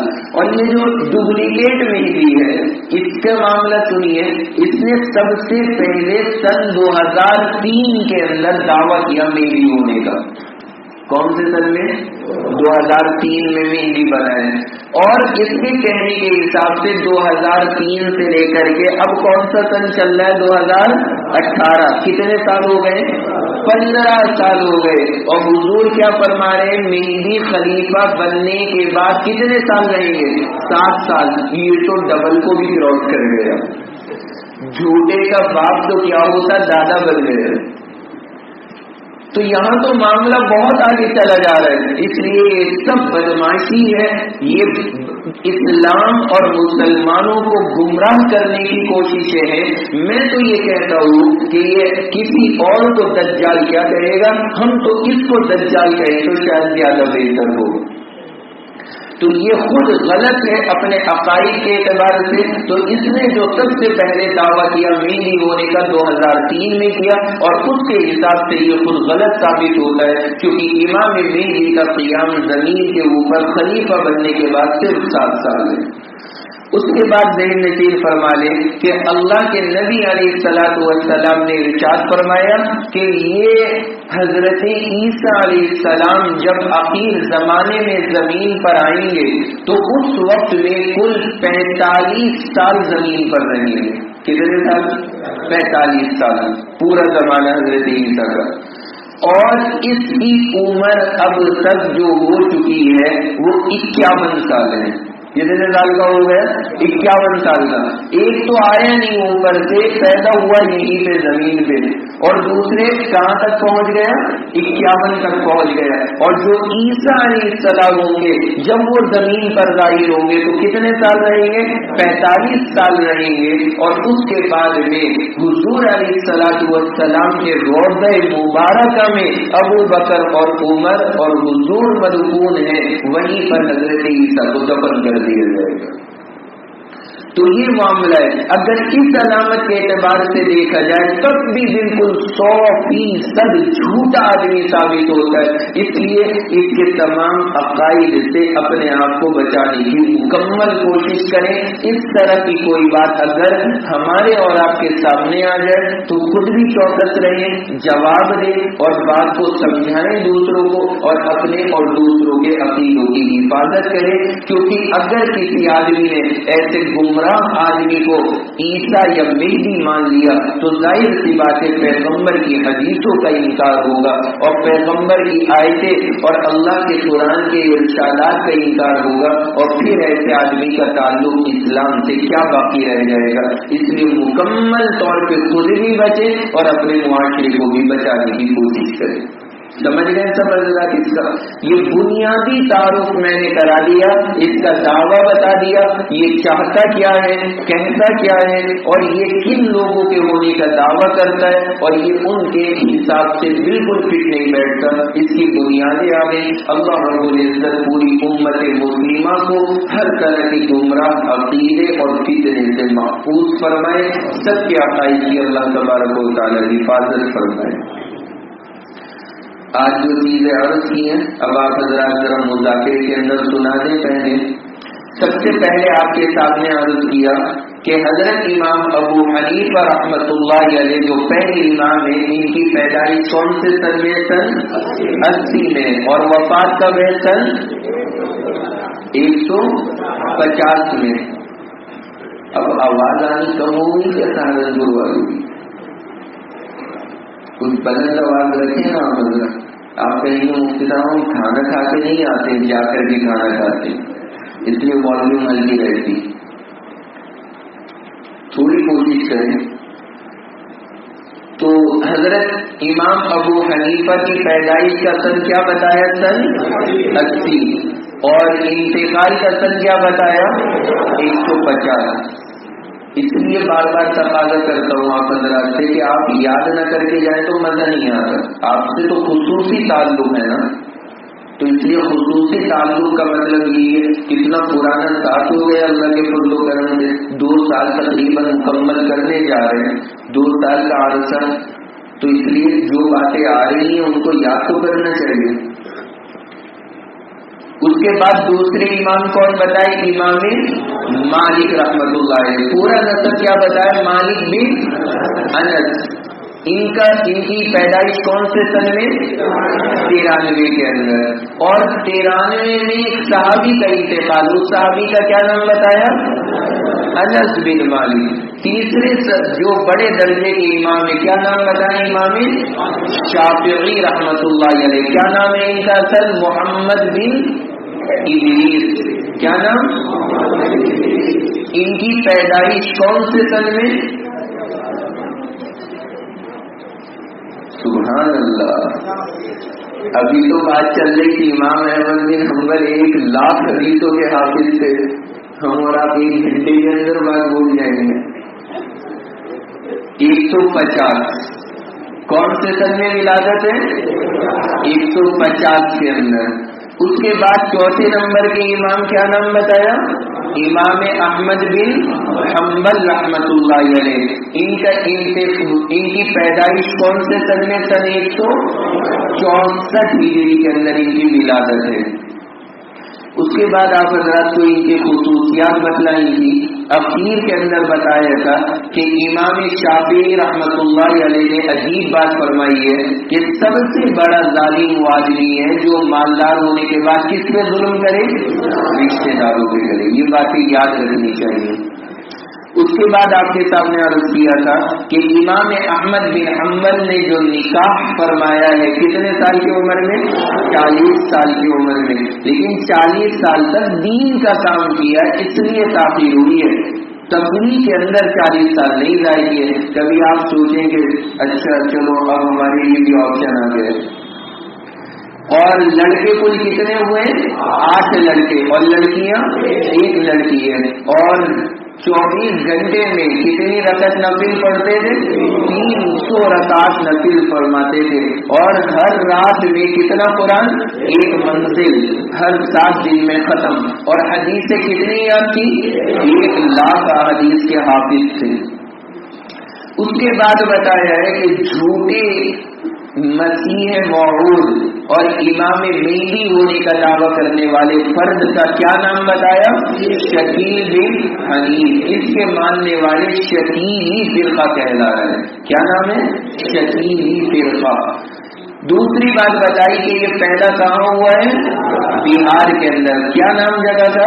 दरभंगा। और दरभंगा के आगे भी कोई और गांव है, वहां पे ये बदवक्त पैदा हुआ है, नाम याद नहीं उसका मुझको। और फिर वहां से ही आया था कहाँ पर? दिल्ली के अंदर। और वहां आके काई की दुकान की? हार्डवेयर की दुकान की। और हार्डवेयर से जनाब को ईसा बनने का शौक सवार हो गया, पता नहीं कहाँ से दिमाग में आ गई इसके। फिर उसके बाद इसने ईसा और मेहदी होने का दावा किया। और वहां से जब लोगों ने इसे पीट के भगाया तो कहाँ गया है? कौन से सूबे में? महाराष्ट्र में। और शहर कौन सा? औरंगाबाद। वहां पे एक बस्ती बसाती पूरी, क्या नाम है उसका? मेहदी नगर। और वहां पे जाकर के रह रहे, इस वक्त वहीं पर ये मौजूद है मलून आदमी। और इसका कहना यह है कि दज्जाल आएगा या आ चुका है? आ चुका है। और कौन है दज्जाल? अमेरिका और फ्रांस। हमारा कहना यह है, हमारी एक आलिम से बड़ी प्यारी बात है, इससे बात हुई उनकी जाकर के, कि कहता है कि अमेरिका और फ्रांस दज्जाल है। उन्होंने कहा कि हजरत ईसा तो दज्जाल को कत्ल करेंगे तो जा निपटा जा करके करना मुकाबला जा करके जब दज्जाल है तो ये इसका मामला है। फिर उसके बाद बताया कि दज्जाल की आंख कानी होगी, एक आंख वाला होगा। इससे पूछा जाता है वो एक आंख कौन सी है, तो क्या बताता है? सैटेलाइट है जो एक आंख की शक्ल में मौजूद है।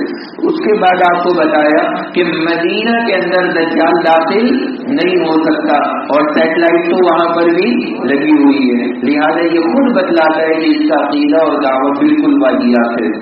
उसके बाद हजरत ईसा अलैहिस्सलाम जो आएंगे, उनके आने वाले का नाम क्या बताया हुजूर ने? ईसा। नाम क्या होगा? ईसा। और उनकी निस्बत किसकी तरफ होगी? मरियम की तरफ। और इसका नाम क्या है? शकील। और इसके बाप का नाम हनीफ। लिहाजा यहाँ से मामला खत्म। उसके बाद बताया कि हजरत ईसा कहाँ से आएंगे? आसमान से आएंगे। और ये कहाँ से आया? बिहार से आया। दूसरी चीज बताई कि हजरत ईसा अलैहिस्सलाम किस पे आएंगे? उतरेंगे फरिश्तों के पर पे हाथ रखे। और ये कहाँ से उतरा? दिल्ली ट्रेन से उतरा है। इसको बेचारे को यही फरिश्ता मिला था। उसके बाद बताया कि हजरत ईसा कौन से शहर में नाजिल होंगे? दिमश्क में। और ये कहाँ नाजिल हुआ? दिल्ली के अंदर। उसके बाद आपको बताया कि इमाम मेहदी जो होंगे वो मुस्तकिल अलग शख्सियत है। किसकी औलाद में होंगे? हजरत फातिमा की औलाद में होंगे। और उसके बाद बताया कि उनका नाम क्या होगा? मोहम्मद। और वालिद का नाम अब्दुल्लाह। जो नाम हुजूर का वही नाम इमाम मेहदी का, जो नाम हुजूर के वालिद का वही नाम इमाम मेहदी के वालिद का। हुजूर का नसब भी मोहम्मद बिन अब्दुल्लाह, वही इमाम मेहदी का नसब होगा मोहम्मद बिन अब्दुल्लाह। और इस बदमाश का नसब क्या है? शकील बिन हनीफ है। उसके बाद आपको बतलाया कि वो किस शहर के रहने वाले होंगे? मदीनतुल मुनव्वरा। और ये कहाँ का रहने वाला है? दरभंगा। तो दरभंगा का रहने वाला है। क्या निस्बत दरभंगा को? हुजूर को तो नाम भी नहीं पता होगा दरभंगा का। हुजूर ने वहां पर तो मदीनतुल मुनव्वरा का नाम लेकर के जिक्र फरमाया। ये पता नहीं कहाँ से शैतान आ गए। उसके बाद आपके सामने बताया कि हजरत इमाम मेहदी खलीफा बनने के बाद कितने साल जमीन पर रहेंगे? 7 साल। और जनाब वाला ने मेहदी होने का दावा कौन से सन में किया था? 2003 में। कितने साल हो चुके अब तक? 15 साल हो चुके। मरने का नंबर ही नहीं आ रही है। तो हजरत इमाम मेहदी का सिर्फ 7 साल का जमाना है। ये तो डबल को भी पार कर गया। इसलिए झूठा आदमी है, ये मेहदी कभी नहीं हो सकता। اس کے بعد آپ کو بتلایا کہ حضرت عیسیٰ علیہ السلام زمین کے اوپر کتنے سال رہیں گے؟ 45 سال. اور یہ کتنے سال کا ہو چکا ہے؟ 51 سال کا ہو چکا ہے. یہاں بھی معاملہ ختم ہے. اس لیے علاوہ جھوٹ، مکاری، فریب، دھوکہ اور آسان لفظوں میں شیطان کا مرید، اس کے علاوہ اس کو کوئی اور لقب نہیں دیا جا سکتا. اللہ پوری امت مسلمہ کی حفاظت فرمائے، ہم سب کو آخری دم تک صحیح عقیدے کے اوپر قائم رکھے. وآخر دعوانا ان الحمد للہ رب العالمین. سنتوں میں سلسلہ چل رہا تھا. گزشتہ ہفتے کس چیز کی سنتیں پوری کی ہیں آپ نے؟ سو کر اٹھنے کی. اب آج جب سو جاتے ہیں، سونے کے بعد ایک سلسلہ ہمارے یہاں چلتا ہے خواب کا. تو خواب کے سلسلے میں حضور کی کیا ہدایات ہیں وہ آپ کے سامنے پڑھ کر کے بتا رہا ہوں. سب سے پہلی چیز ہے جھوٹا خواب نہ بیان کرنا. آج کل یہ بہت چل رہا ہے. لوگ اپنے آپ کو بڑا بزرگ ثابت کرنے کے لیے اپنے جھوٹے جھوٹے خواب سناتے ہیں کہ مجھے تو یہ نظر آتا ہے، مجھے یہ نظر آتا ہے، مجھے تو پیر صاحب نظر آتے ہیں، مجھے فلاں صاحب نظر آتے ہیں. دنیا بھر کے جھوٹے خواب. فرمایا جھوٹے خواب بیان کرنا حرام ہے. ہرگز آدمی جھوٹے خواب نہ بیان کیا کرے. اس لیے کبھی بھی کوئی آدمی جھوٹا خواب ذکر کرنے کی جرات نہ کرے. نمبر 2، خواب کسی عالم کو سنانا چاہیے یا کسی خیر خواہ کو بتانا چاہیے. عام لوگوں سے خواب نہیں ذکر کرنا چاہیے.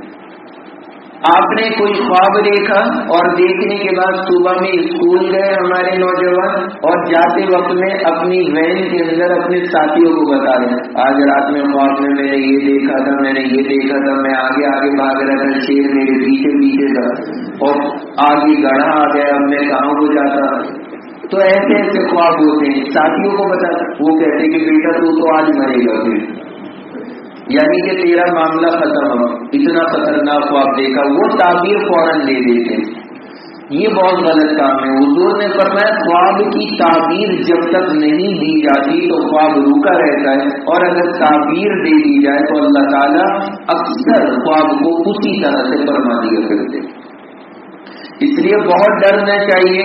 علاوہ کسی اچھے عالم کے یا کسی ایسے آدمی کے جو آپ کا بہت اچھا فرقہ ہو، آپ سے محبت رکھتا ہو، تعلق رکھتا ہو. مثال کے طور پر والدہ اپنی، والدین اپنے، یا کوئی تعلق والا، اہلیہ ہے تو شوہر کو، یا شوہر ہے تو اہلیہ کو، اور وہ بھی جب اچھے موڈ میں ہو تو سنا دیا کرے اپنے خواب تاکہ وہ اچھی سی تعبیر دے دے. ورنہ اگر کوئی الٹی سیدھی تعبیر دے گا تو مسئلہ خراب ہو جائے گا. تو اس لیے اچھی تعبیر کی کوشش کرنی چاہیے. میں نے آپ کو بتلایا تھا کہ میرا معمول نہیں ہے بری تعبیرات دینے کا، میں تو اچھی سے اچھی تعبیر دے دیتا ہوں. میں نے کہا میرا کیا جا رہا ہے اچھی تعبیر دینے. اگر اللہ نے قسمت اچھی رکھی ہے تو اچھا ہو جائے گا، نہیں رکھی تو ختم ہو جائے گا. لیکن بری تعبیر تو نہ دے تاکہ کوئی خطرہ نہ پیدا ہو. ایک صاحب میرے پاس آئے، کہنے لگے مفتی صاحب رات خواب میں دیکھا تھا چارپائی پہ لیٹا ہوں، نیچے آگ لگ گئی، چارپائی کے نیچے آگ لگ گئی. میں نے کہا کہ ٹینشن نہ لو، انشاءاللہ بہت مال ملے گا تمہیں. اس کی تعبیر ہے خوب مال ملے گا. وہ چلے گئے، انہوں نے کسی عالم کو بتایا، کہنے لگے مفتی صاحب نے یہ تعبیر دی. کہنے لگے کس طرح سے دی یہ تعبیر. میرے پاس آ کر کے پوچھا. میں نے کہا کہ بھائی آگ لگ گئی، اور آگ کی مثال ہمارے یہاں پہ پیسے سے دی جاتی ہے. شریعت نے آگ کی مثال کہاں سے دی ہے؟ پیسے سے. اب سوتے سوتے اچھے خاصے سو رہے اور نیچے آگ لگ رہی ہے تو آگ سے مراد پیسہ دے دو. انشاءاللہ بغیر محنت کے پیسہ حاصل ہوگا، جیسے بغیر کوشش کے آگ آ رہی ہے.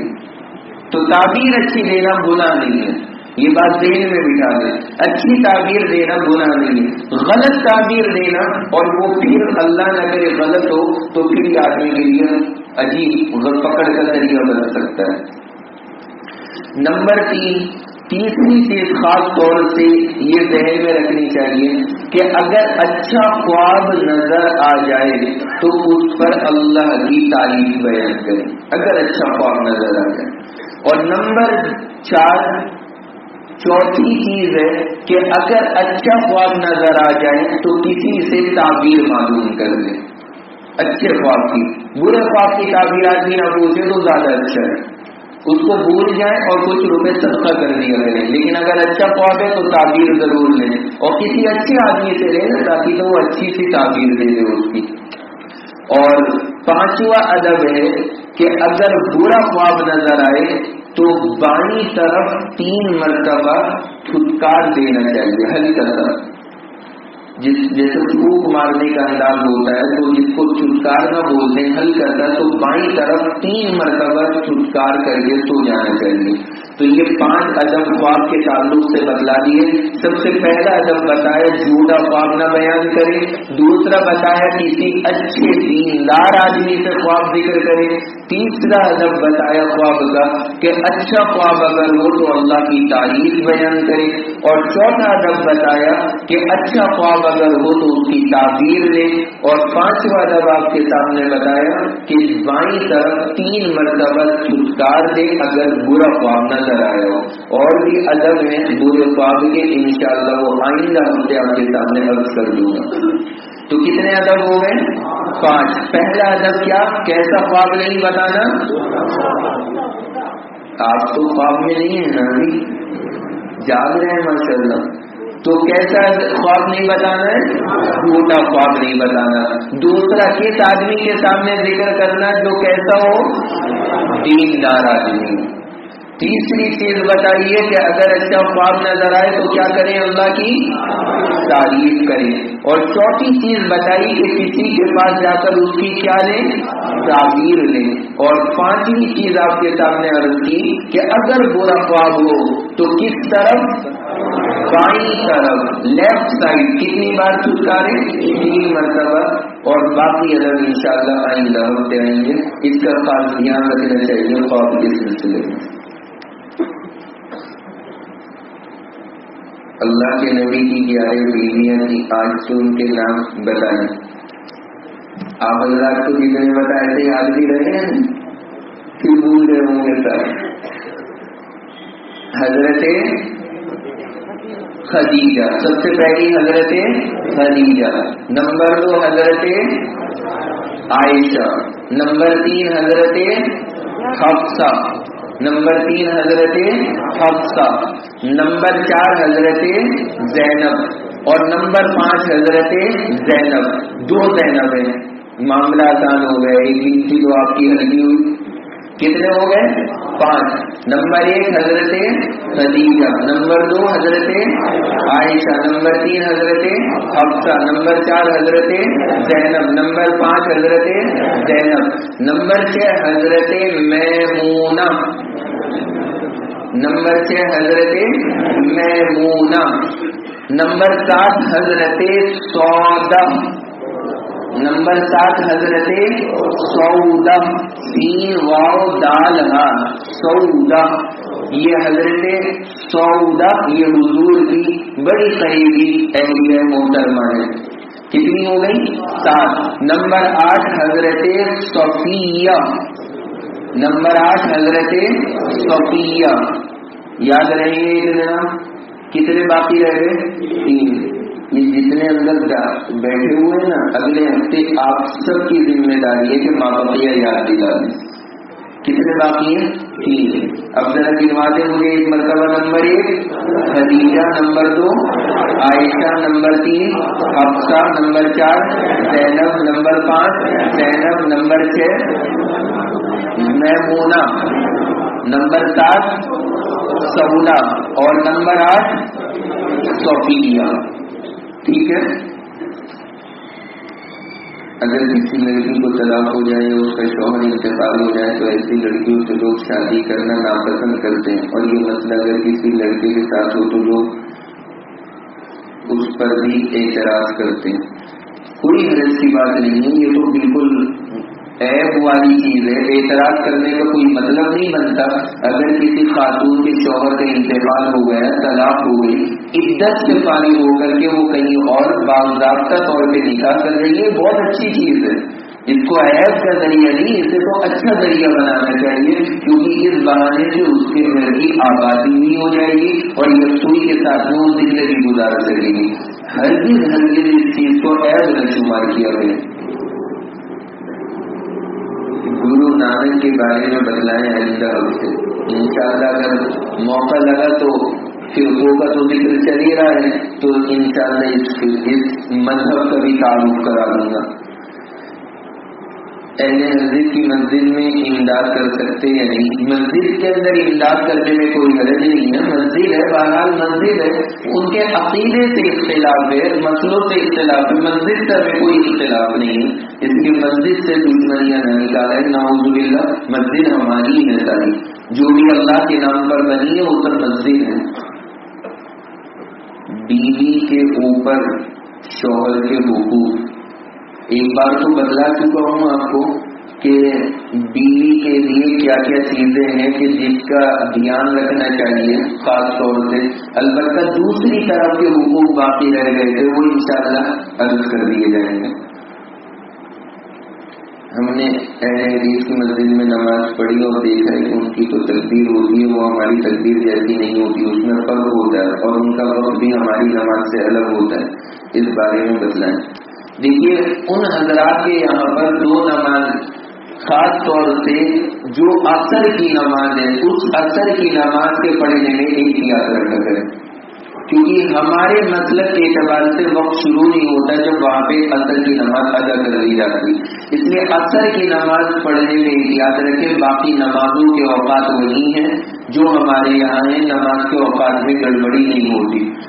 البتہ اتنی بات ہے کہ نماز اگر وہاں پڑھیں گے نماز ہو بھی جائے گی آپ کی ان کے پیچھے، لیکن آدمی نہ پڑھے تو زیادہ بہتر ہے، کیونکہ پھر جب پڑھتا ہے تو پھر باتیں بھی سنتا ہے اور پھر کوئی بات سمجھ میں آ جائے گی تو غلط عمل بھی کر لے گا اور ہر آدمی کو تحقیق کا موقع نہیں ملتا.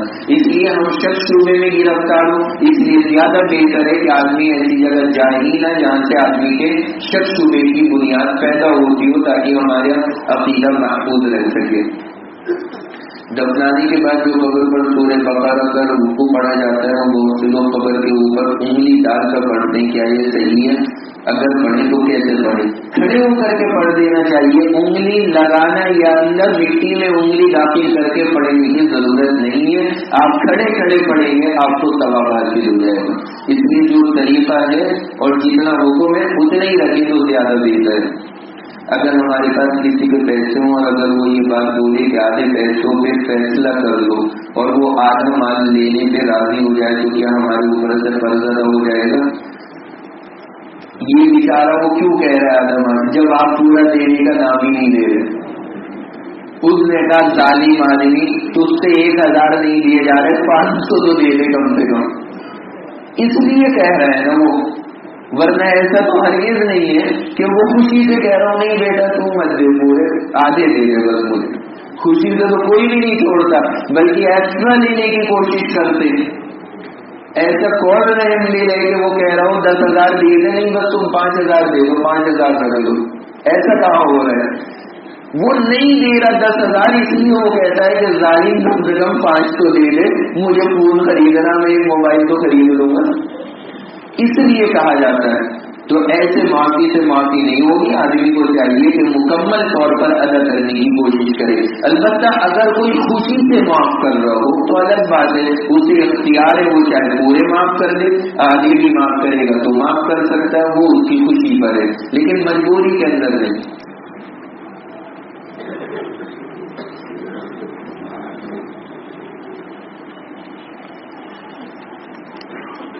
حضور کے سلسلے میں خواب لکھا ہے کہ حضور خواب میں آئے اور کہا کہ مجھے نظم سناؤ.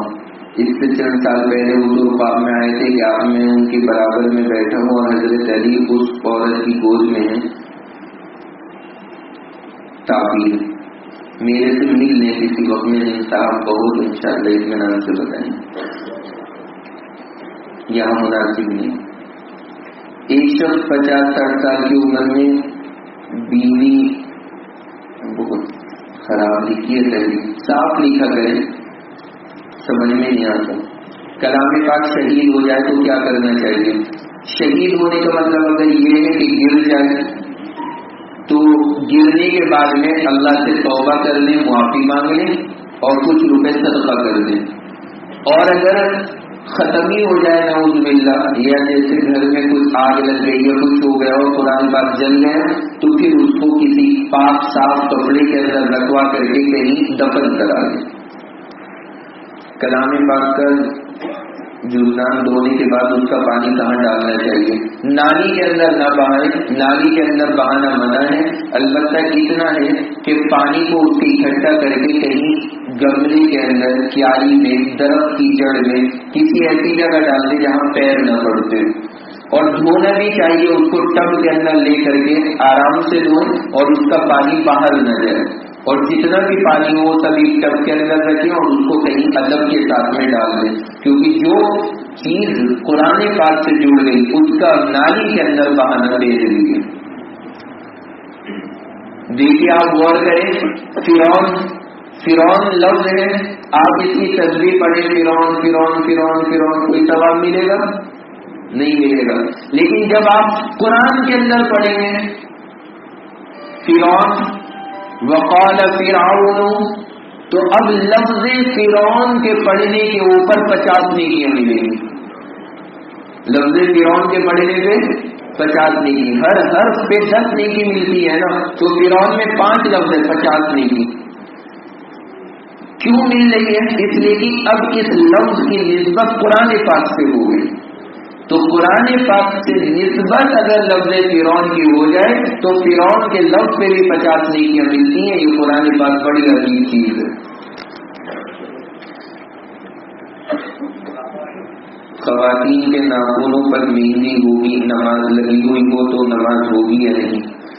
اگر مہندی لگی ہوئی ہے، یعنی کہ وہ جو لگایا جاتا ہے لیپ کی طرح سے پہلے مہندی کو، وہ لگی ہوئی ہے اور وضو اس حالت میں کی جا رہی ہے، تو ظاہر سی بات ہے پانی نہیں پہنچے گا، اس لیے وضو نہیں ہوگی. لیکن اگر اس کو اتار دیا اور صاف کر دیا، کلر خالی رہ گیا تو کوئی ایسی بات نہیں، پھر تو اس میں نماز بھی ہوگی اور وضو بھی ہوگی. البتہ یہاں تک حضور نے فرمایا خواتین کو کہ ہاتھوں پہ مہندی لگا کر کے رکھا کرو.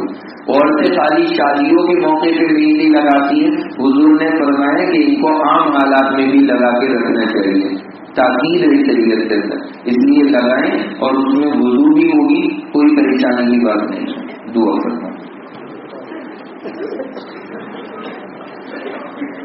یہاں جو لے کر کے آتے ہیں صاحب، آپ نے غور کیا ہوگا جن کے ساتھ میرا آنا ہوتا ہے، 2 ہفتوں سے نہیں آ پا رہے ہوں، ان کے صاحبزادے بہت سخت بیمار ہیں، انہی کے ساتھ میں وہ ہاسپٹل کے اندر ہیں، ان کے لیے بھی خاص دعا کریں، اللہ تعالیٰ شفا عطا فرمائے.